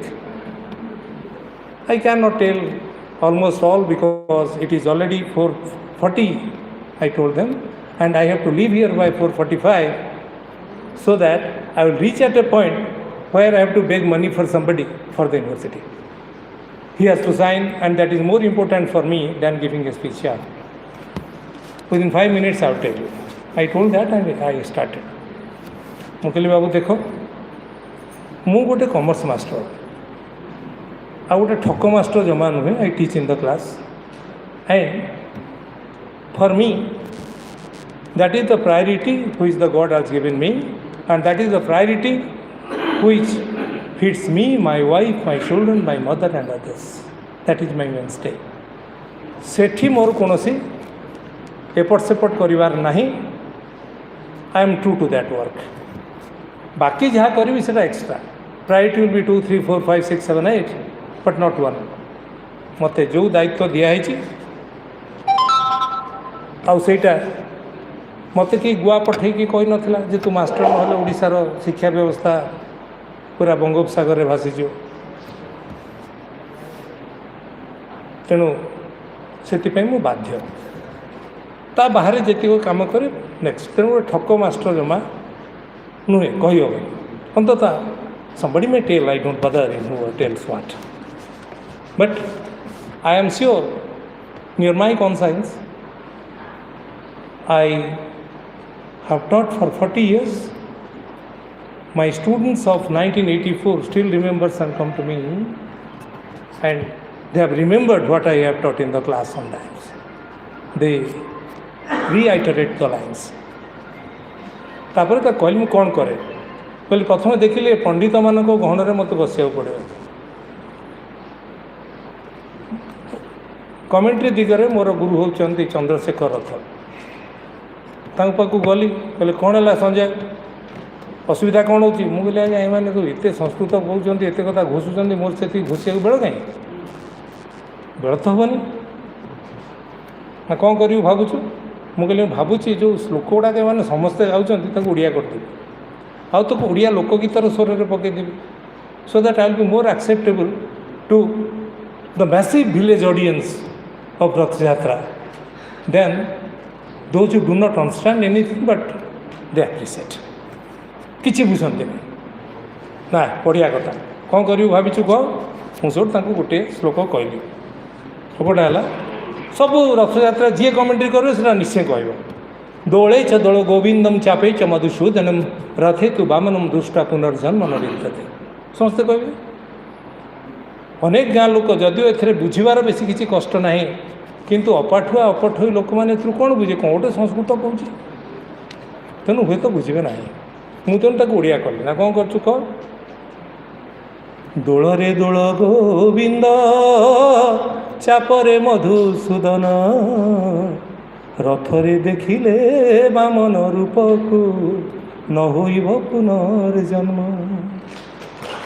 ଏମିତି ଗୁଡ଼ାଏ ଶ୍ଲୋକ ଯେଉଁଗୁଡ଼ାକ ସମସ୍ତେ ପ୍ରାୟ ଗାଇକିରି ଆଚମ୍ବିତ କରିବାକୁ ଚେଷ୍ଟା କରନ୍ତି, ତାକୁ ମୁଁ ଓଡ଼ିଆ କରିବାକୁ ଲାଗିଲି, ଲୋକଗୀତର ସ୍ୱରରେ ଗାଇଲି. I became different. ବର୍ତ୍ତମାନ ଆଉ ଅଧିକ ସମୟ କଥାରେ ନ ରହି ମୁଁ ଆପଣଙ୍କୁ ଚାରିପଦ ଗୀତ ଶୁଣେଇବି. ପ୍ରଥମ ନିଶ୍ଚିତ ଭାବରେ ଅମ୍ଳାନ ପାଇଁ ଯିବ. ଏଠି ବସିଥିବା ଅନେକ ଲୋକ ସେ ମହାଶୟଙ୍କୁ ଜାଣନ୍ତି, କୈଳାସ ଚନ୍ଦ୍ର ଟିକାୟତ ରାୟ. ଥରେ କଥା ହେଲା ଗୋଟେ କବି ଉପରେ କବିତା ଲେଖାଯିବ, ସେ ସେଠୁ ଲେଖିବେ. ତାର ଧାଡ଼ି ହେଲା, ମାନେ I had tuned and I sang that at that time. କଦମ୍ବ ଡାଳରେ ବର୍ଷା ଝରୁଛି, ଫୁଲର ଛାତିରେ ନିଆଁ ଜଳୁଛି. କଦମ୍ବ ଡାଳରେ ବର୍ଷା ଝରୁଛି, ଫୁଲର ଛାତିରେ ନିଆଁ ଜଳୁଛି. ନିଆଁ ଜଳେ ସିନା ଉଠେନି ଧୂଆଁ, ପାଉଁଶ ତଳେ ବି ଲିଭେନି ନିଆଁ. ଏମିତି ନିଆଁରେ ଜଳୁଛି ଯିଏ, ଏମିତି ନିଆଁରେ ଜଳୁଛି ଯିଏ କବି ବୋଲି ତାକୁ ଜଗତ କହେ, କବି ବୋଲି ତାକୁ ଜଗତ କହେ। ଏଟା କହିଲି ଗୋବିନ୍ଦ, କୌଣସି କବିର ଇତିହାସ ଆମକୁ ଜଣା ନାହିଁ, ସେ କେଉଁ ସମୟରେ ପ୍ରତିଷ୍ଠ ହୋଇକରି କବିତା ବାନ୍ତି କରିବାକୁ ବାଧ୍ୟ ହୁଏ ତା ମଧ୍ୟ ଜଣା ନାହିଁ, ଆଉ ତା'ର ପୂର୍ବ ଜନ୍ମ ମଧ୍ୟ ଆମକୁ ଜଣା ନାହିଁ। ତେଣୁ କବିଟିଏ ଜନ୍ମ ଜନ୍ମ ଧରି କବି। ତାପରେ ତୃତୀୟ ପଦକୁ ଆସିବି। ଆଉ ଯେଉଁ କବିଙ୍କୁ ମୁଁ ବହୁତ ଭଲ ପାଉଥିଲି, ଏଇ କଳାହାଣ୍ଡି ଥିଲାବେଳେ ସେ ଆସିକିରି ମୋତେ ବେଳେବେଳେ କୋରାପୁଟ ନେଇ ପଳାଉଥିଲେ, ଆଉ ତାଙ୍କ କବିତାକୁ ମୋତେ ଗାଇବାକୁ କହୁଥିଲେ, ଆବୃତ୍ତି କରିବାକୁ କହୁଥିଲେ। ଥରେ ପଚାରିଲି, ଆଜ୍ଞା ଆବୃତ୍ତିଟା କ'ଣ? ସେତେବେଳେ ମୋ ସାଙ୍ଗରେ ସେ ଥାନ୍ତି ଏବଂ ଜଣେ ମୂର୍ଦ୍ଧନ୍ୟ ପ୍ରତିଭା କବିତା ବିଶ୍ଳେଷଣ କରିବାର ଗୋକୁଳି ମହାନ୍ତି, ରଞ୍ଜିତ ମହାନ୍ତିଙ୍କର ଭିଣେଇ। ସେ କହିଲେ, ରୀତି କଥା ଜାଣିଲୁ? ମୁଁ କହିଲି କ'ଣ? ନା ତ କମର୍ସ ଭାଷାରେ କହିବି, ପଠନ ଯୁକ୍ତ ଗାୟନ ବିଭକ୍ତ ଦୁଇ ହେଲା ବୃତ୍ତି। ନା ସେଇଟା ଗାୟନ ନା ପଠନ, ତାର ମଝି ମଝି। ନା ମୁଁ କହିଲି ଏଇଟା କେଉଁଠି? ନା ପାଲା ଦେଖିନୁ? ପାଲାରେ ପ୍ରଥମେ ଗାଇବ, ତାପରେ ତୃତୀୟ ଭାଗରେ ଗୋଟି ଗୋଟିକରି ବୁଝେଇବ। ତେଣୁ ସେଇଟା ହେଲା ଗାୟନ, ଏଇଟା ହେଲା ପଠନ। ମଝିରେ ଯେଉଁ ସେ ଗାଉଥିବ ଖାଲି ଗୋଟେ ଗୋଟେ ରିଦିମ୍ ଆସିବ କିନ୍ତୁ ବଜେଇ ହେବନି, ସେଇଟା ହେଲା ବୃତ୍ତି। ତେଣୁ ସେଇ କୁମାର ମହାନ୍ତିଙ୍କର କବିତା, ଏଇ କବିତା ଲେଖିଲା ପରେ ମୁଁ ତାଙ୍କୁ କହିଲି, ଭାଇ ଆଉ ତୁମେ ନ ଲେଖିଲେ ଚଳିବ, ତୁମେ ଆର ଜନ୍ମ ଯାଏ ବଞ୍ଚିଯିବ ଏଇ କବିତାରେ। ସେ କବିତା ହେଲା, ଦୁଃଖ ଦର କେତେ କହ ସାହୁକାର, ସୁଖ ଦର କେତେ କହ, ଦୁଃଖ ଦର କେତେ କହ ସାହୁକାର, ସୁଖ ଦର କେତେ କହ, জীবন মরণ দরত কশিল, জীবন মরণ দরত কশিল, পরমর দর কহ সাহুকার, সর্জনার দর কহ, পরমর দর কহ সাহুকার, সর্জনার দর কহ। ଏମିତି ଗୋଟେ ଉଚ୍ଚକୋଟୀର କବିତା ଯେଉଁଟା ଗୋବିନ୍ଦ ମୁଁ ଭାବେ ଆକୁ ବୋଧେ ଇଂରାଜୀ ବା ଅନ୍ୟ କୌଣସି ଭାଷାର ଅନୁଦିତ କରିହେବ ନାହିଁ। ଶବ୍ଦ ଏବଂ ଭାବର ଗୁନ୍ଥନି ଏତେ ସ୍ପଷ୍ଟ, ଏତେ କଷ୍ଟ, ସେ ଏଇ ଭାବରେ ହିଁ ସୁନ୍ଦର। ତାକୁ ଟ୍ରାନ୍ସଲେଟ୍ କଲେ ବୋଧେ ତା ନଷ୍ଟ ହୋଇଯିବ। ତାପରେ କବିତା ଏଇଟା ମୋ ସ୍କୁଲ ଜୀବନରେ ମୋତେ ସବୁଠୁ ଭଲ ଲାଗିଥିବା କବିତା। ମୁଁ ସେତେବେଳେ ସ୍ୱାଭାବିକ କ୍ରମେ ଆସିଥିଲି ରାଧାମୋହନ ଗଡ଼ନାୟକଙ୍କ ସଂସ୍ପର୍ଶରେ। ବେଶୀ ପାଠ ପଢ଼ି ନାହାନ୍ତି କିନ୍ତୁ ତାଙ୍କର ଗୀତ ସବୁ ଚମତ୍କାର, ଗୀତର ଛନ୍ଦଣି ବି ଚମତ୍କାର। ଏ କବିତା ଆପଣମାନେ ବୋଧେ ଶୁଣିଥିବେ। ଅପଥେ ମୁଁ ଯିବି, ଅପଥେ ମୁଁ ଯିବି, କର ପଛେ ମୋତେ ତିରସ୍କାର, ନଈ ପଥେ ଅଛି ଯେତେ ଯାହା ସବୁ, କରିବି ମୁଁ ତାର ଆବିଷ୍କାର, ମଥାପତି ନେବି ମାନ ଅପମାନ, ବୁକୁ ପାତି ନେବି ଝଞ୍ଜା ତୋଫାନ, ମଥାପତି ନେବି ମାନ ଅପମାନ, ବୁକୁ ପାତି ନେବି ଝଞ୍ଜା ତୋଫାନ, ସମୟ ଆସିବ ଯେଉଁଦିନ ତମେ ଯାଚି ଦେବ ମୋତେ ପୁରସ୍କାର, ଅପଥେ ମୁଁ ଯିବି, ଅପଥେ ମୁଁ ଯିବି, କର ପଛେ ମୋତେ ତିରସ୍କାର। এই কথা ବୁଝିନଥିଲେ ଦୀନବନ୍ଧୁ ବାବୁ କେବେ ଗୀତ ଲେଖିନଥାନ୍ତେ। ଡାକ୍ତର ଦୀନବନ୍ଧୁ ସାହେବ।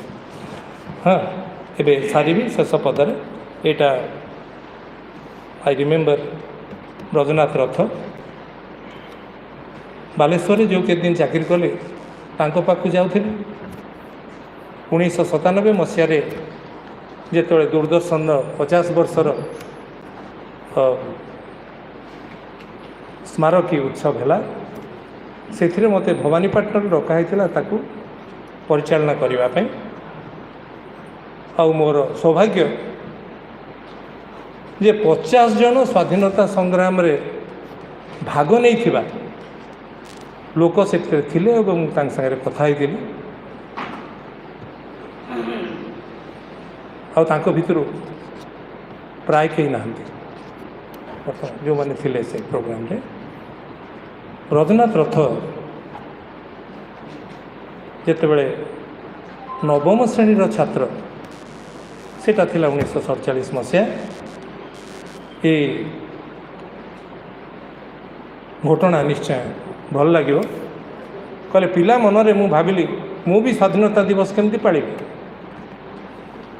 सेठू अगस्ट 14 तारिख दिन रात्रि मोटे कविता लिखिली देशपाई आउ जातीय पताका सांगे से कविता को गुंथिकी मुझे पताका उत्तोलन कली से मो कविता लेखार आरंभ ये थे बद्रीनाथ से थर कहले आम ओडिया कवितार साहित्यर इतिहास को कवितार इतिहास को मुख्यतः चलो संजय गीतर करवा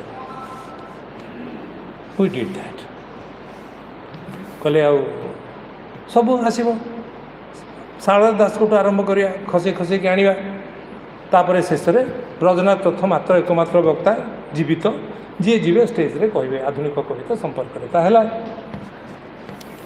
से सब लेखा लिखि सरला पर कहले आरंभ केमती हम प्रथम गोटे कविता फविता होगी आरंभ हम ना आ स्टेज उपर किसी ना केवल भर्ती होती फूलकुंड जो थे फूल सब फुटी फगुणर समय आउ गोटे गोटे कविंकर चित्र पछरू संवाद आसूची जड़े जड़े पढ़ुंट कौन कथा शुण ये सबुटा आरंभ केमती हम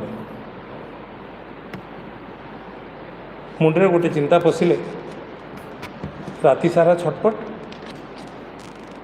केबे केबे पाहांता पहर समाधान मिल जाए से दिन पाहांतारे जो धाड़ी लिखाला स्वर दिहला मु गीत लिखला बेलू ता स्वर सहित से आसे सेटा कहीकि मु मोर वक्तव्य आज सारी फूल कहे नाही आपणा मोहक केते मीठा निज सुर कहेनी कोइली फूल कहे नाही आपणा मोहक केते मीठा निज सुर कहेनी कोइली आपणार बास आपे चटई मन किणे नाही केबे बड़े काई फूल कहे नाही आपणा मोहक केते मीठा निज सुर कहेनी कोइली चूत मुकुल रे महु कोइली रसुरे चुपी चुपी गीत गाई तनु मन हरे रूप की गहना पाए आदर विनय विहुने गुण की मूला अहमिका जेते बाट बणा सेते अहमिका जेते बाट बणा सेते गौरवर रंग केबे बढ़ाएनी सिरी फूल कहे नाही आपणा मोहक केते मीठा निज सुर कहेनी कोइली तेणु अम्लान एमती गायिकी आमको आनंद दौथे आम विषय कहूँ तांकर विषय कहबार बेस किसी आवश्यकता नहीं So beautiful. As a mystic pleasure, we derive a spiritual sense of feeling that is spread all along this room, sir. As a teacher, you have made an indelible mark throughout your career that is well acknowledged by your students who are present across the length and breadth of the world, I can say. And rendering this sloka in simple languages in Odia during Rath Yatra festival itself speaks out your own leniency, your love for the rustic people of Odisha who are in various villages. And of course, from your own creative poems you rendered beautifully. Till today also you retain the voice the sound, the vivaciousness, the veracity, all praise for you, sir. Thank you very much, and for your gracious presence, sir. Thank you, Dr. Satpathy, sir. Now I request the last reviewer of this stupendous session, poet, writer, stage anchorer, of course, an erudite man, Lingaraj Patra, senior lecturer in English, Panchayat College, Dharamgarh, to present his review.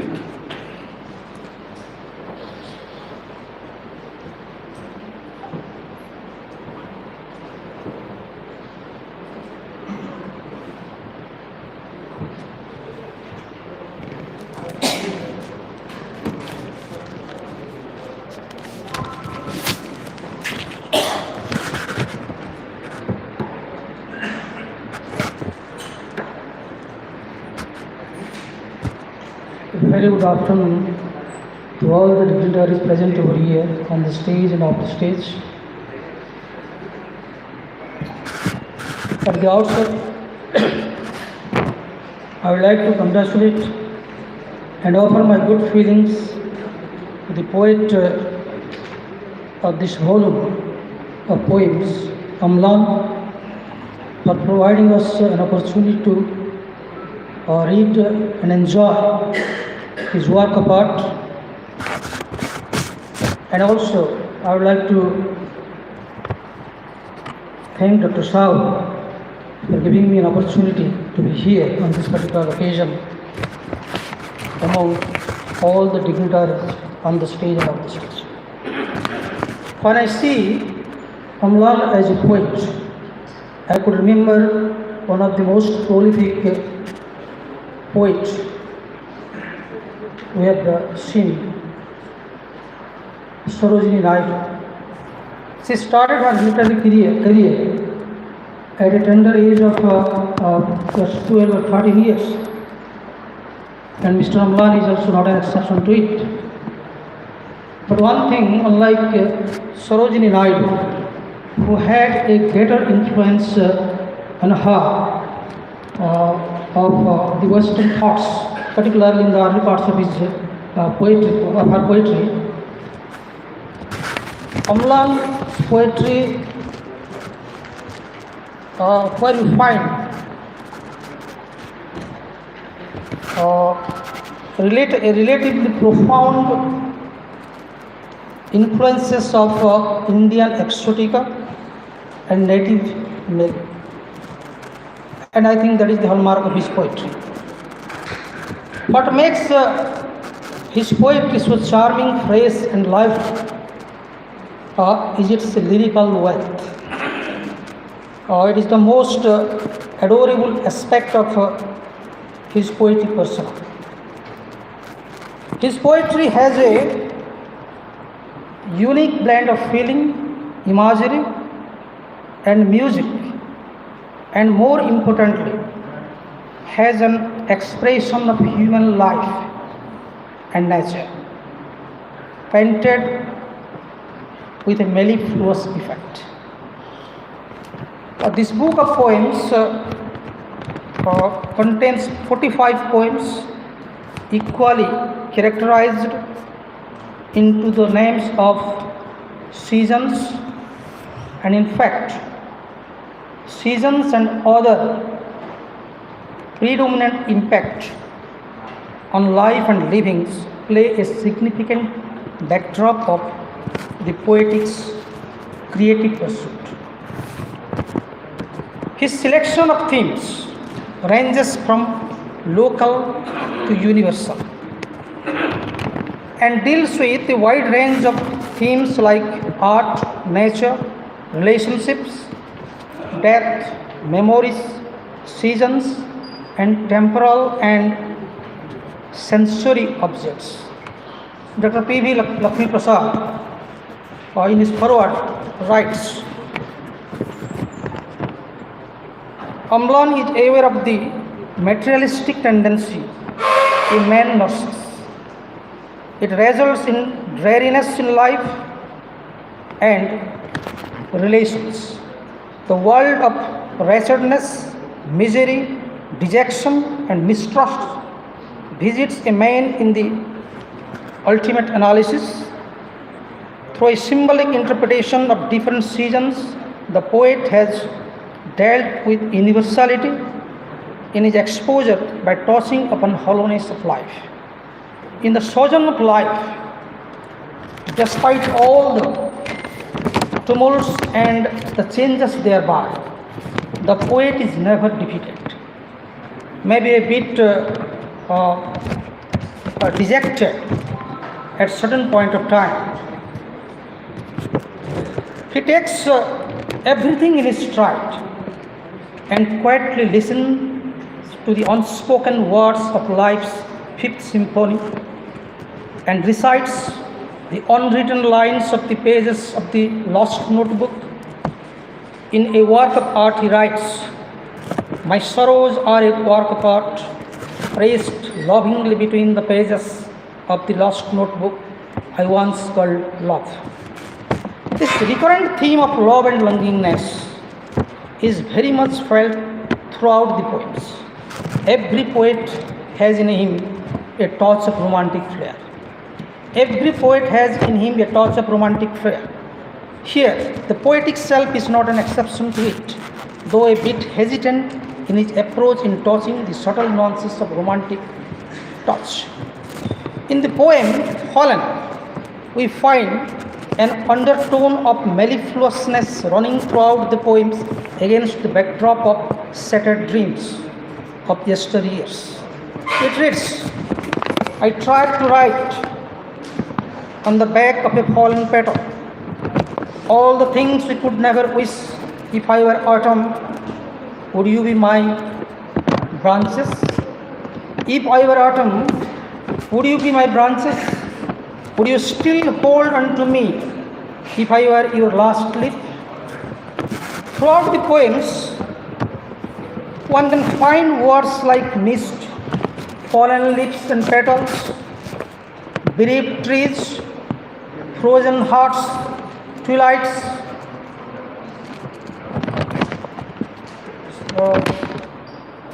dust and demise, sorrow-soaked dreams, unsung memory, feverish sleep, tired monsoon, tattooed moon. All these words that look inextricable and quite suggestive in understanding the meaning of the poems. Many faces of autumn we have seen in this collection. It is the reminder of summer's end, a season of striking change, often using fall as a metaphor to explore the cycle of life. It begins his poem Ode to Autumn. That autumn is a season of mists and mellow fruitfulness. Autumn is a season of mists and mellow fruitfulness, but it's actually uses in the very first line of his famous poem Ode to Autumn. But the renowned Persian poet, mystic poet, Sufi poet, Rumi says, "Abundance seeks beggars. Abundance seeks beggars, just as beauty seeks a mirror." So in autumn, the poet watches the past leave him leaf by leaf. But despite being stranded with his shattered dreams, the poet, with much optimism, hopes that life blossoms in fall in relationship. Thus, in poems like Poison Ivy, Spine, a work of art momentarily, for a whole, Afterthought, Disappearing Dew, and Eigengrau, we find a strong sense of hope and optimism. To the poet, his dreams are like dewdrops, which are destined to die every day, leaving behind a scar in his soul. But the poet is not hopeless, and at the same time cannot also reproach the sun for its thievery. as it always gets away with the act of nuisance. Venerable poet Amrita Pritam, in his a very short poem, A Viewpoint, he has coined some beautiful lines. It goes like this: the sun gets away with murder. The sun gets away with murder every day. It decimates from every life one more day. Surjanku sabu kun maaf. Surjanku sabu kun maaf. କାରଣ ସେ ଆମ ପ୍ରତିଦିନ ହତ୍ୟା କରି ଆମ ଗୋଟିଏ ଦିନ ହତ୍ୟା କରି ପ୍ରତିଦିନ. So, however, in the very next poem, the poet assures that lightless doesn't mean lifeless. Also in the poem, he echoes this sense of hope and fulfillment as he writes, "Hues return home from their alien refuge, and kiss with soft strokes my perchant skin. O my latent hopes, rejoice. Let the song of spring begin. Perspective is a fruit of choice, for wholeness comes from within." So here, a line from the pen of Sufi poet Rumi once again is quite noteworthy. He writes, "The one who knows the heart from the skin is a blessed one. The one who knows the heart from the skin is a blessed one. And who can be a better one? Who can be a better one than the poet, who is a conscious being?" What T.S. Eliot actually said, who knows the heart better. In this collection of 45 poems, the poet has used the emphatic I in 35 poems.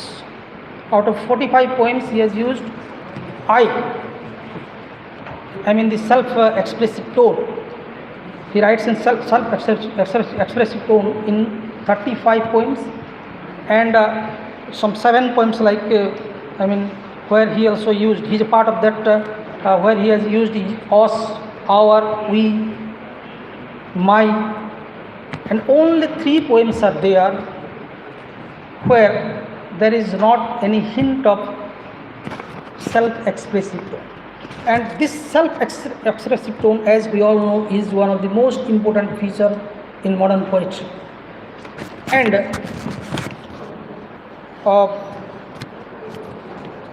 a notable characteristics of this trend is self-consciousness concerning artistic and social traditions. I am the song of a tired monsoon cloud. I am a void behind a poetic shroud. I carry the cosmos on my bruised fingertips. Besides, similes and metaphors, and some far-fetched metaphors, what Professor Jadev was saying, the concepts. Amlan has also used some other figures of speech in his poems. In the poem Spine, he offers one example of synecdoche, where spine is substituted for dignity and honor. As a zombie, I would stuck the stranded mankind, and still they would mock my fractured spine. If you are at the crossroad of life and feeling lost, people tend to make a mockery of you and your helplessness.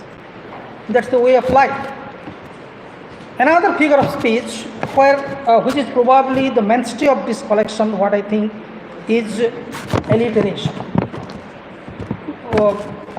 Words like silent streams, summer sun, manic monsoon, silver swans, falling flakes, warm winters, sacred souls, feverish flight, and many more suggest a movement and a rhythm to create a synchronized symphony.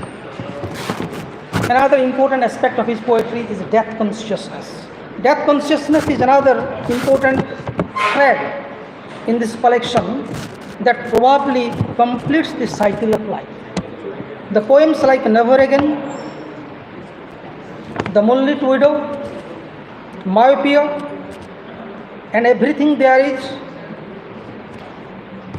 In all these poems, the poet philosophizes death by using some beautiful images.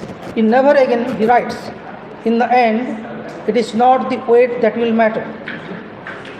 She won't so much as sigh when we shut our eyes. Nothing really count but dust and our demise." So this is the only poem.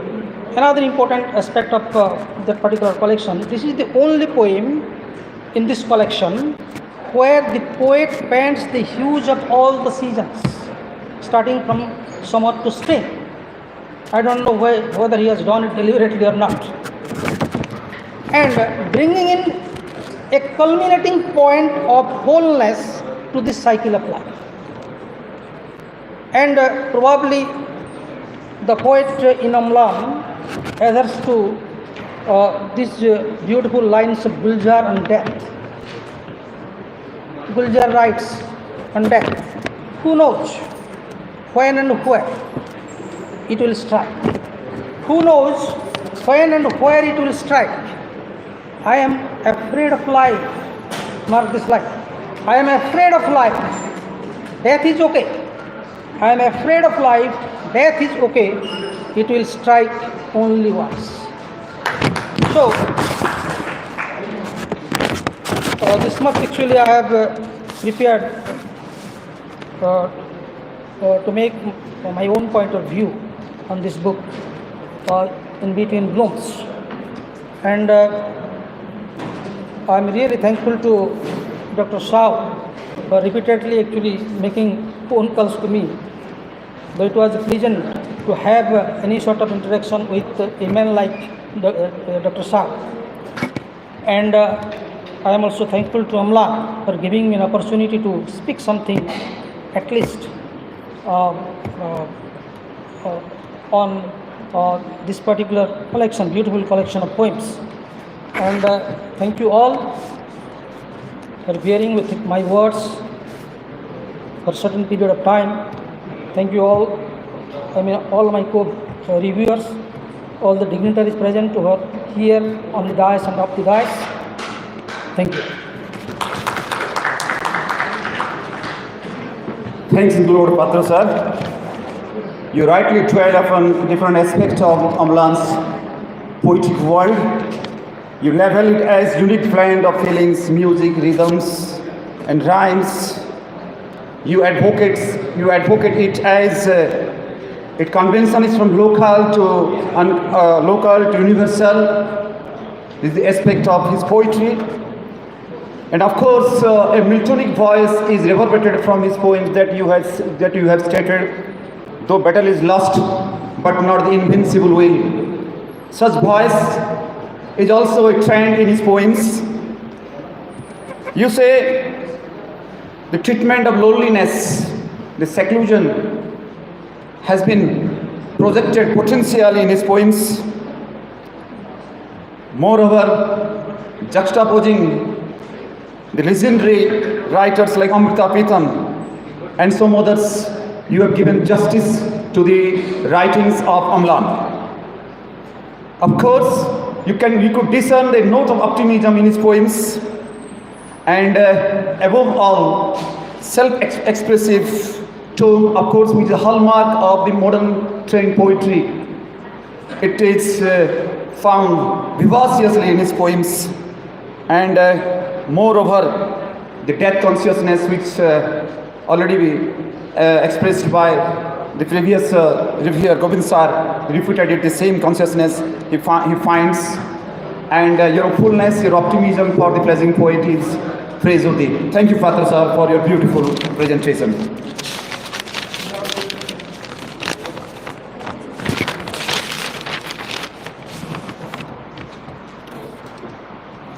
Yeah, may I call upon most venerable, admirable poet, the chief speaker of this scintillating session, poet Durga Prasad Pandya, to come on this dais and deliver his speech.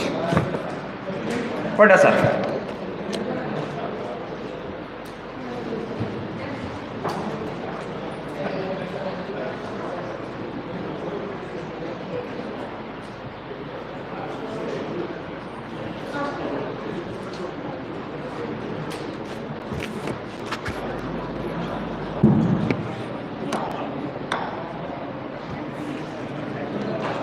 Respected Chief Guest, Professor Sanjay Satpathy sir, Professor Satya Patnaik sir, Poet Bhagirathi Mishra Dada, Dr. Govind Sahu, my friend Professor Parmeshwar Moon, Professor Lingaraj Patro,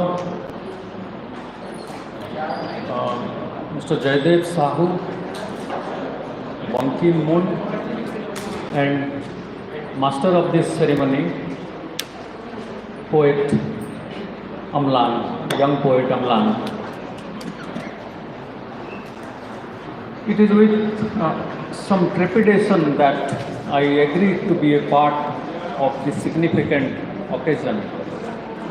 Initially, I was a little hesitant because of the work pressure I am having all the time, but I had to give in to my friend, artist, poet and Dr.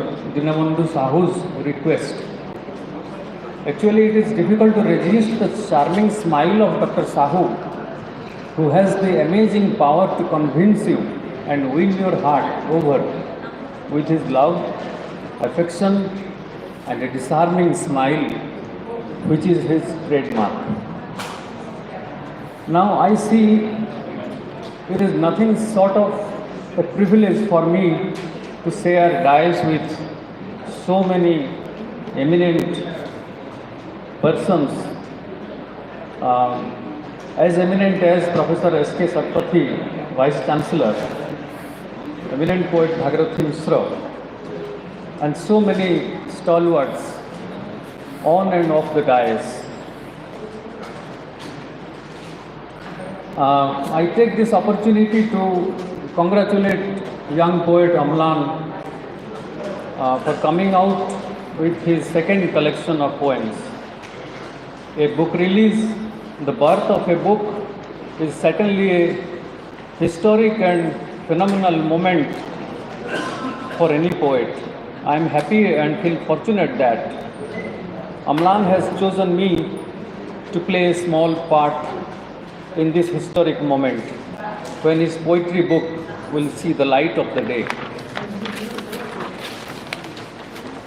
I believe that a poet's life is very exciting, but at the same time very frustrating, painful, full of humiliation, failure, defeat. Overall, a life many people would rather not prefer to have.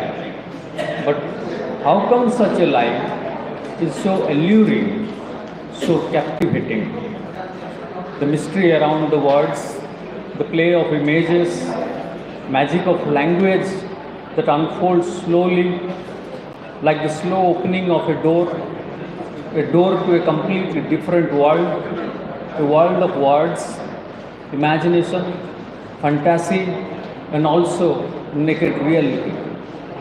After nearly 30 years of writing poetry, I still wonder if it's a cursed life or a blessed life, or somewhere in between.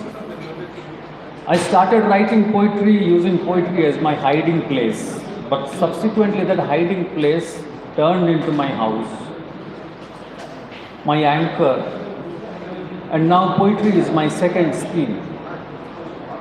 The act of writing is also an act of rebellion, an act of resistance, a revolt against the deafening silence of the world, a protest against the blankness of the white page, a protest against the status quo and sluggishness of a collective mind.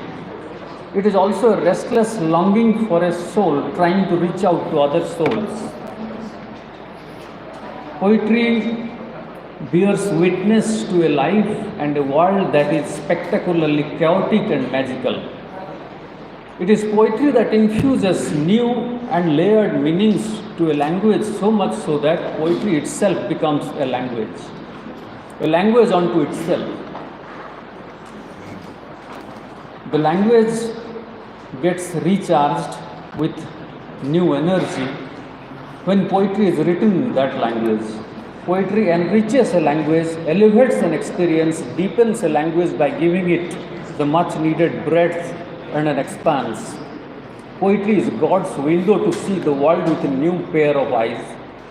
Every time the window opens, a new world emerges, a completely different world altogether. Poetry is not a very good place to look for certainty. Actually, ambiguity adds to the beauty of poetry. It adds to the mystery, adds a certain gloss to the poem. A famous critic says that meaning of poetry is like a black cat lost inside a dark tunnel. We all are out in search of that black cat. A good poem draws you to yourself, to itself, so many times. You return to it again and again, and every time you get a new meaning, a new insight, layered like peels of an onion, reveals itself to the evolved reader in an epiphanic moment. A poem tries to hold and freeze that delicate moment, that illuminated moment, like flash of a lightning, and stretching that moment to an eternity. In that heightened state of experience and intensity, the poet can see a world in a grain of sand and eternity in an hour. For so many of us restless souls, poetry is a kind of coping mechanism, some sort of an emotional hedging against the fundamental precariousness of existence. It opens up a strange space of freedom, both within and without. Poetry is our primal utterance. Kavita amar adya uchcharana. It awakens us to all that makes us human. It has been with us and is as old as the civilization itself. As an intense and compact language, spoken, chanted or sung, then eventually written down.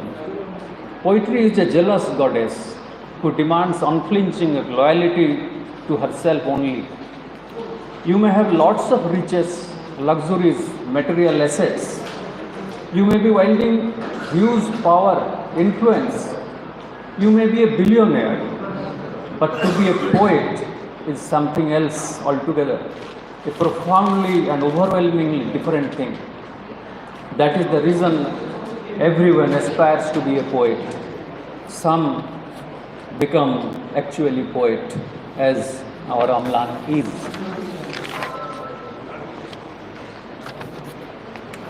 As such, poetry stretches the membrane of our imagination, pushing the limits of thoughts and boundaries of thinking. It causes some deeper shift in the realm of feelings, altering our perceptions. Poetry should look like a patch of blood on a bandage, so as to be revealing the wound underneath the skin of our existence. I want to draw attention of Amlan and his father to this particular sentence. Poetry should look like a patch of blood on a bandage, so as to be revealing the wound underneath the skin of our existence. I know that a poet or poetry cannot save the world. Poetry cannot fill anyone's hungry stomach. Poetry cannot stop bullets from being fired at, but it can record for posterity and be a witness to that barbarity, to that brutality. As Ernest Hemingway had said, write the truest sentence you know. Poetry helps visualizing the apparently invisible, articulate the unsaid and unsayable, admit the inadmissible. A good poem gives the reader a sense of arriving at some place, at some space, just somewhere, may not be physical but temporal, just a feeling of reaching.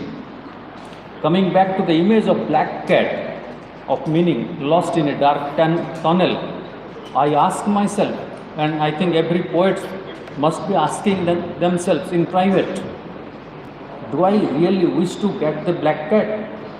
Am I really serious about finding out the black cat? The answer is no. But I am enjoying the search. Let me tell you a small story of sprinter Milkha Singh.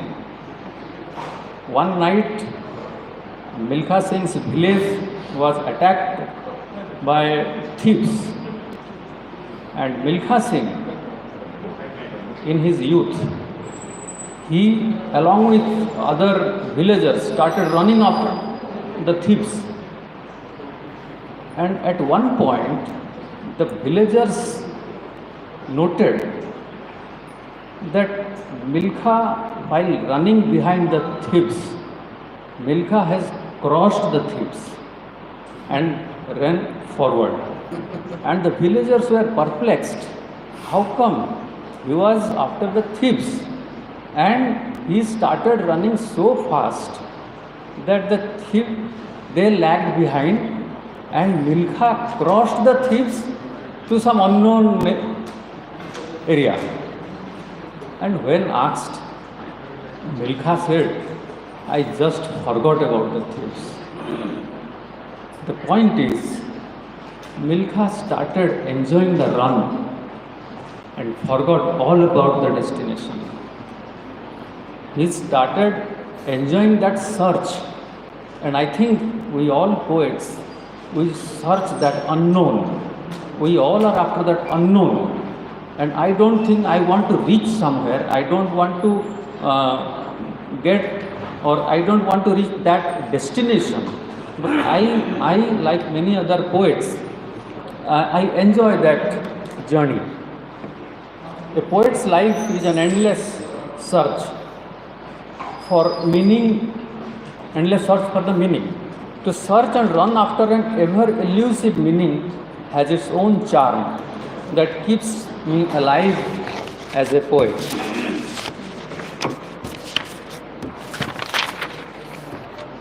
Lastly, we all are living in a post-truth world. A post-truth world of controlled narratives, whipped up passions, lies, untruths, half-truths. In such dystopic times, if you truly want to know the truth, then please listen to the poets. Though at times poets talk nonsense, but there is so much sense in their nonsense. Please listen to the poets. They are conscience keepers of our restless and horrible times. Poetry, like love, makes the world a little more tolerable, a little more bearable. One final unsolicited advice to Amlan. Unsolicited advice. Amlan, please don't listen to the critics. It is critics who have killed poetry. Critics are the worst enemies of poetry. You listen to the critics, but also learn to ignore them. Then only you can write good poetry. Thank you very much.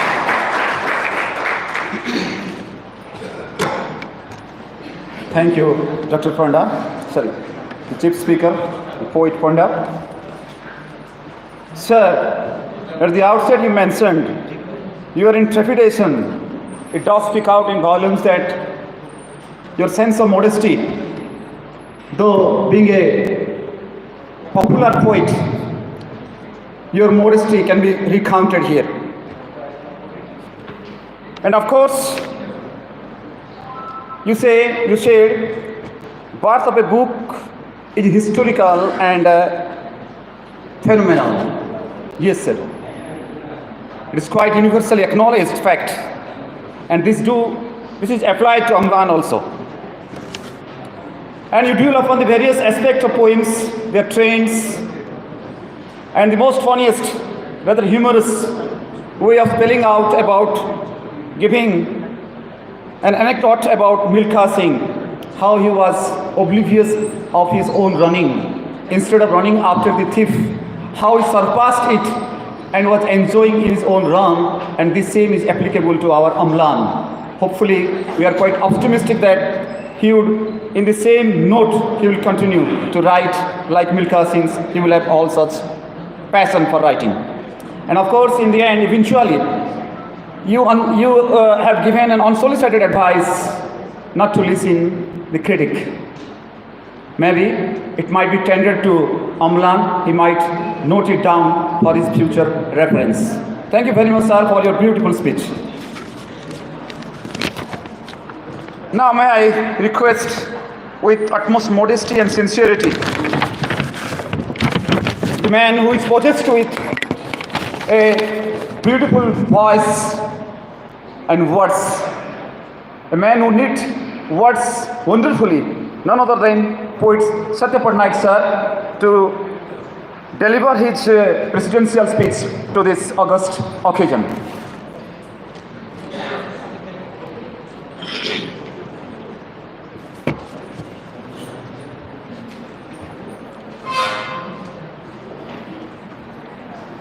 Respected dignitaries on the dais and respected persons of the dais. Now we have come to an end of this session. We are having a following session of poetry conference, so we will go for that. I would not like to take much of time. First of all, my salutation to the mothers, those who have assembled here, because today is Mother's Day. My special salutation to the mother of Amlan, because he has contributed a divine talent to the society. Also, my salutation to the parents, Dr. Dinabandhu Sahu and Madam Sahu, Dr. Madam Sahu. My best wishes to Amlan, because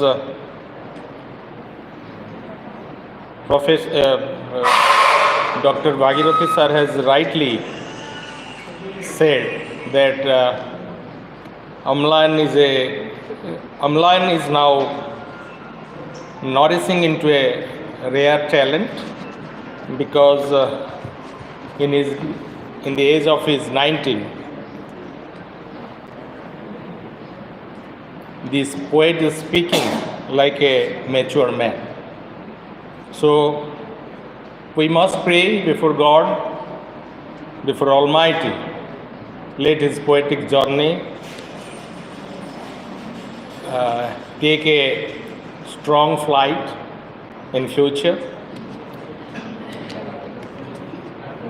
However, it is a saying, popular saying, that poets are the undeclared, unacknowledged legislature of the world. So,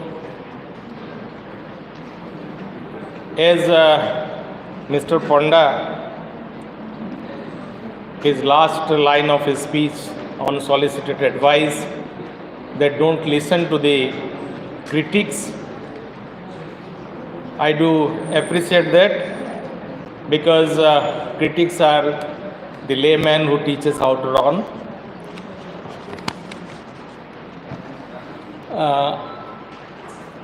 We are today living in a most mechanized, industrialized society without humanistic value.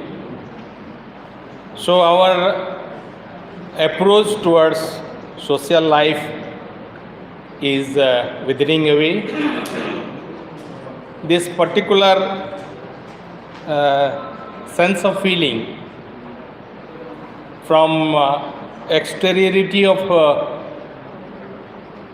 bourgeois existence to the interiority of spiritual self. Probably it has been reflected in the poetic journey of Amlan. I am fortunate enough, I had written the foreword for his first collection. So from that day, Amlan has amazed me, his magical power towards words, crafting and induction of thoughts and a revelation of feelings. So, rightly, what the P.B. Shelley told in his A Defense of Poetry, mostly the student of English literature might be knowing that.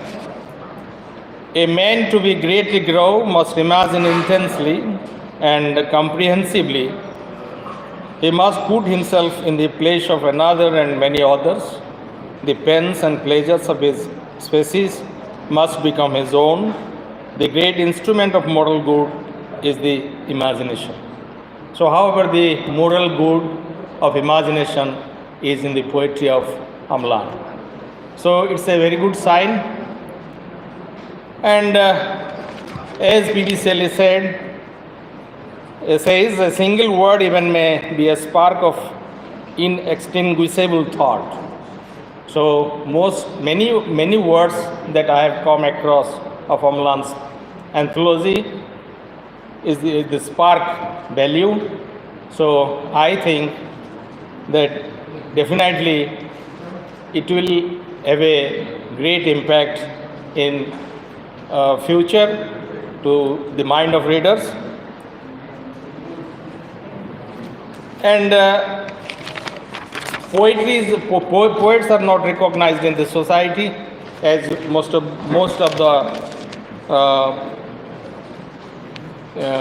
people of the society, they think that is partly true, but a poet is a nightingale who sits in darkness, sings to cheer its own solitude with sweet sounds. So I must be thankful to Dr. Dinabandhu Sahu that he has given us the opportunity to encourage Amlan, Mr. Govind, Mr. Lingaraj, and along with Mr. Bankim, they have very aptly reviewed the poetry of Amlan.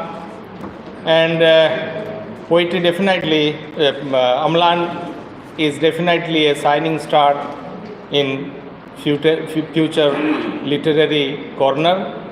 So again, with all my best wishes, and pray before Almighty, let his poetic journey be illuminated. With these words, I sign off myself. Thank you. Thank you very much.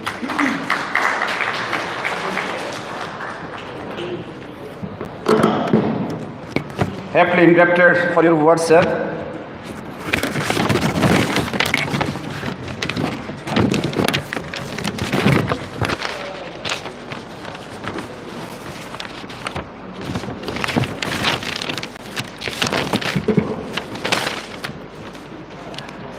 Amlan explored the external as well as the within.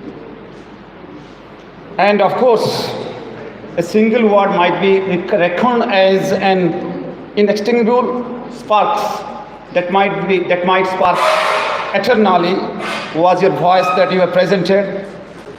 And of course, a poet is no less than a nightingale who conceals in the darkness and gives light to the whole world. This your voice that reverberated in this assembly will ever be remembered by the pleasing poet Amlan.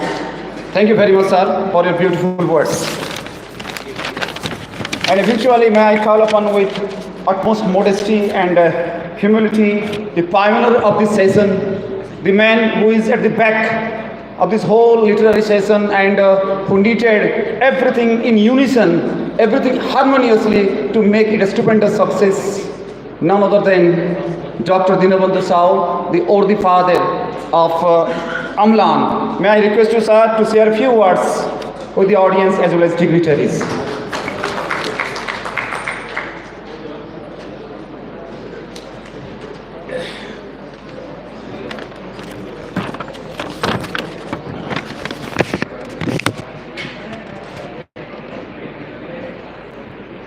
Distinguished personalities on the dais, beloved, respected audience, my heartiest regards and heartfelt thanks to all the esteemed guests present on this auspicious day. The literature, connoisseur, artists, all who are present today afternoon. To say few words on poetry,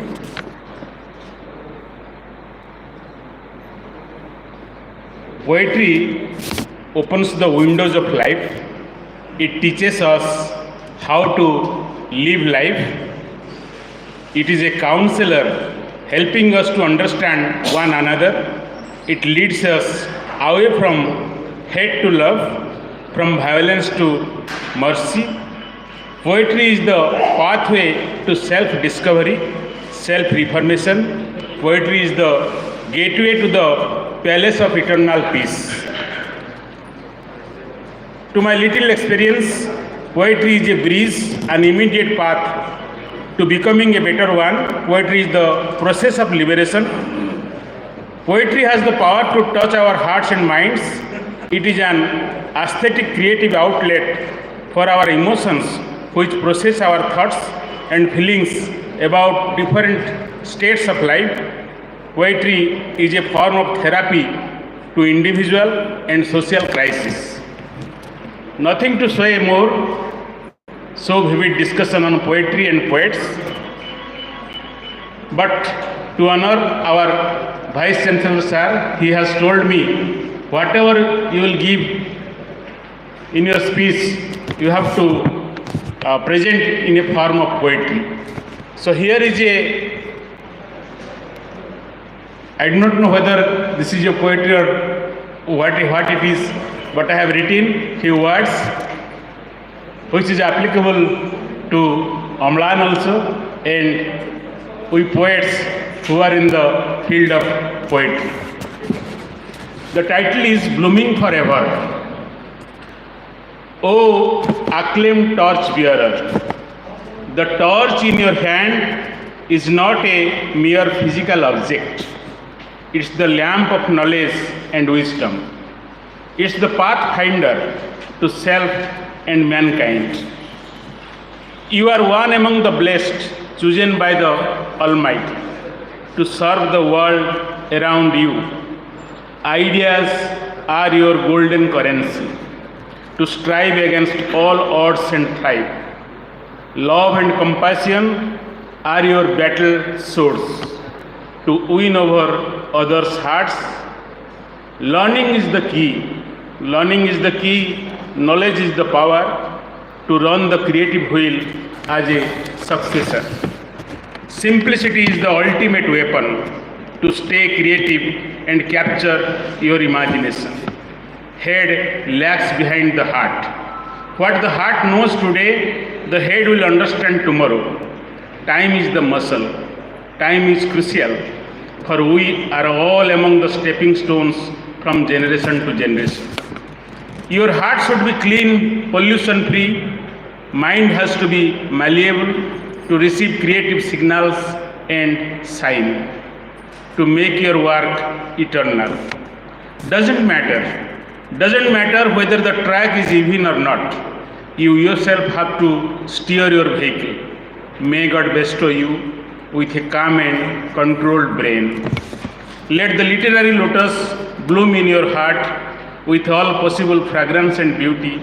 Let your pen bleed for the injustice. Let your poetic words utter in favor of the deep, dumb and blind. Let your torch dispel darkness from the path you have ahead. Let the lotus bloom with the shining petals. Let your intellect effervesce. Let your torch never extinguish.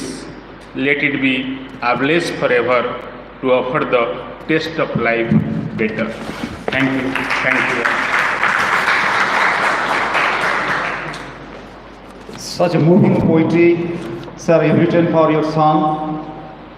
It emphasizes, it includes everything, bit by bit, how the event and evolution that is to be projected in his life, how he will become as a torchbearer for the forthcoming generation. This sense of sublime advice from a poetic father to a poetic son. Rather, I would like to attribute the poetic mother also here, because right now she is also here. So from these parents, as for the appeal of the audience, August audience, and the writer Devabhuti Karo, she would like to listen to mother, ambulance mother, few words from ambulance mother.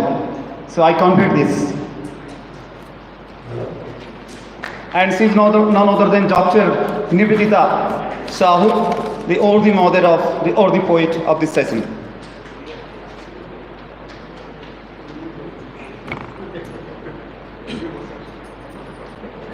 Namaskar. Good afternoon, everyone. We have heard so much from our esteemed guest. What else can I add? But indeed, today is a most important day and happiest day of my life, being a mother, as to witness the release of second book of my son, In Between Blooms. So I pray Ma Manikeshwari to bless him to continue this literary journey and to make a balance between his study curriculum and his love for literature. And also he needs blessings from all of you present here, his learned seniors and well-wishers, for his writing, for him and also for the society. Thank you all for your gracious presence. Namaskar.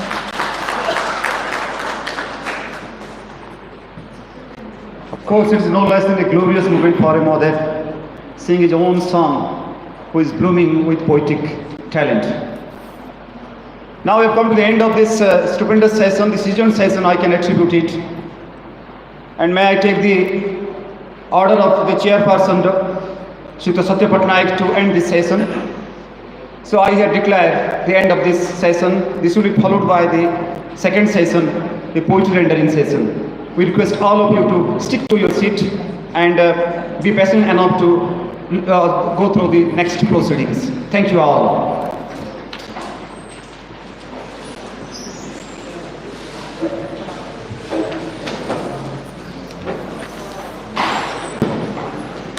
ଏବେ ଆମର ଦ୍ୱିତୀୟ ଅଧିବେଶନ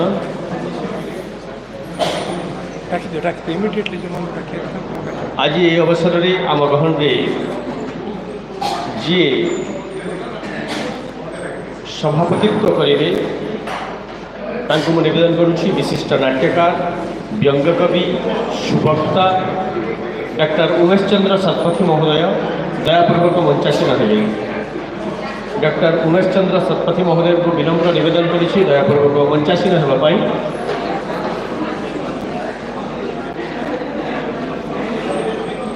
ଆଜି ଆମ ଗହଣରେ ଯୋଗ ଦେଇଛନ୍ତି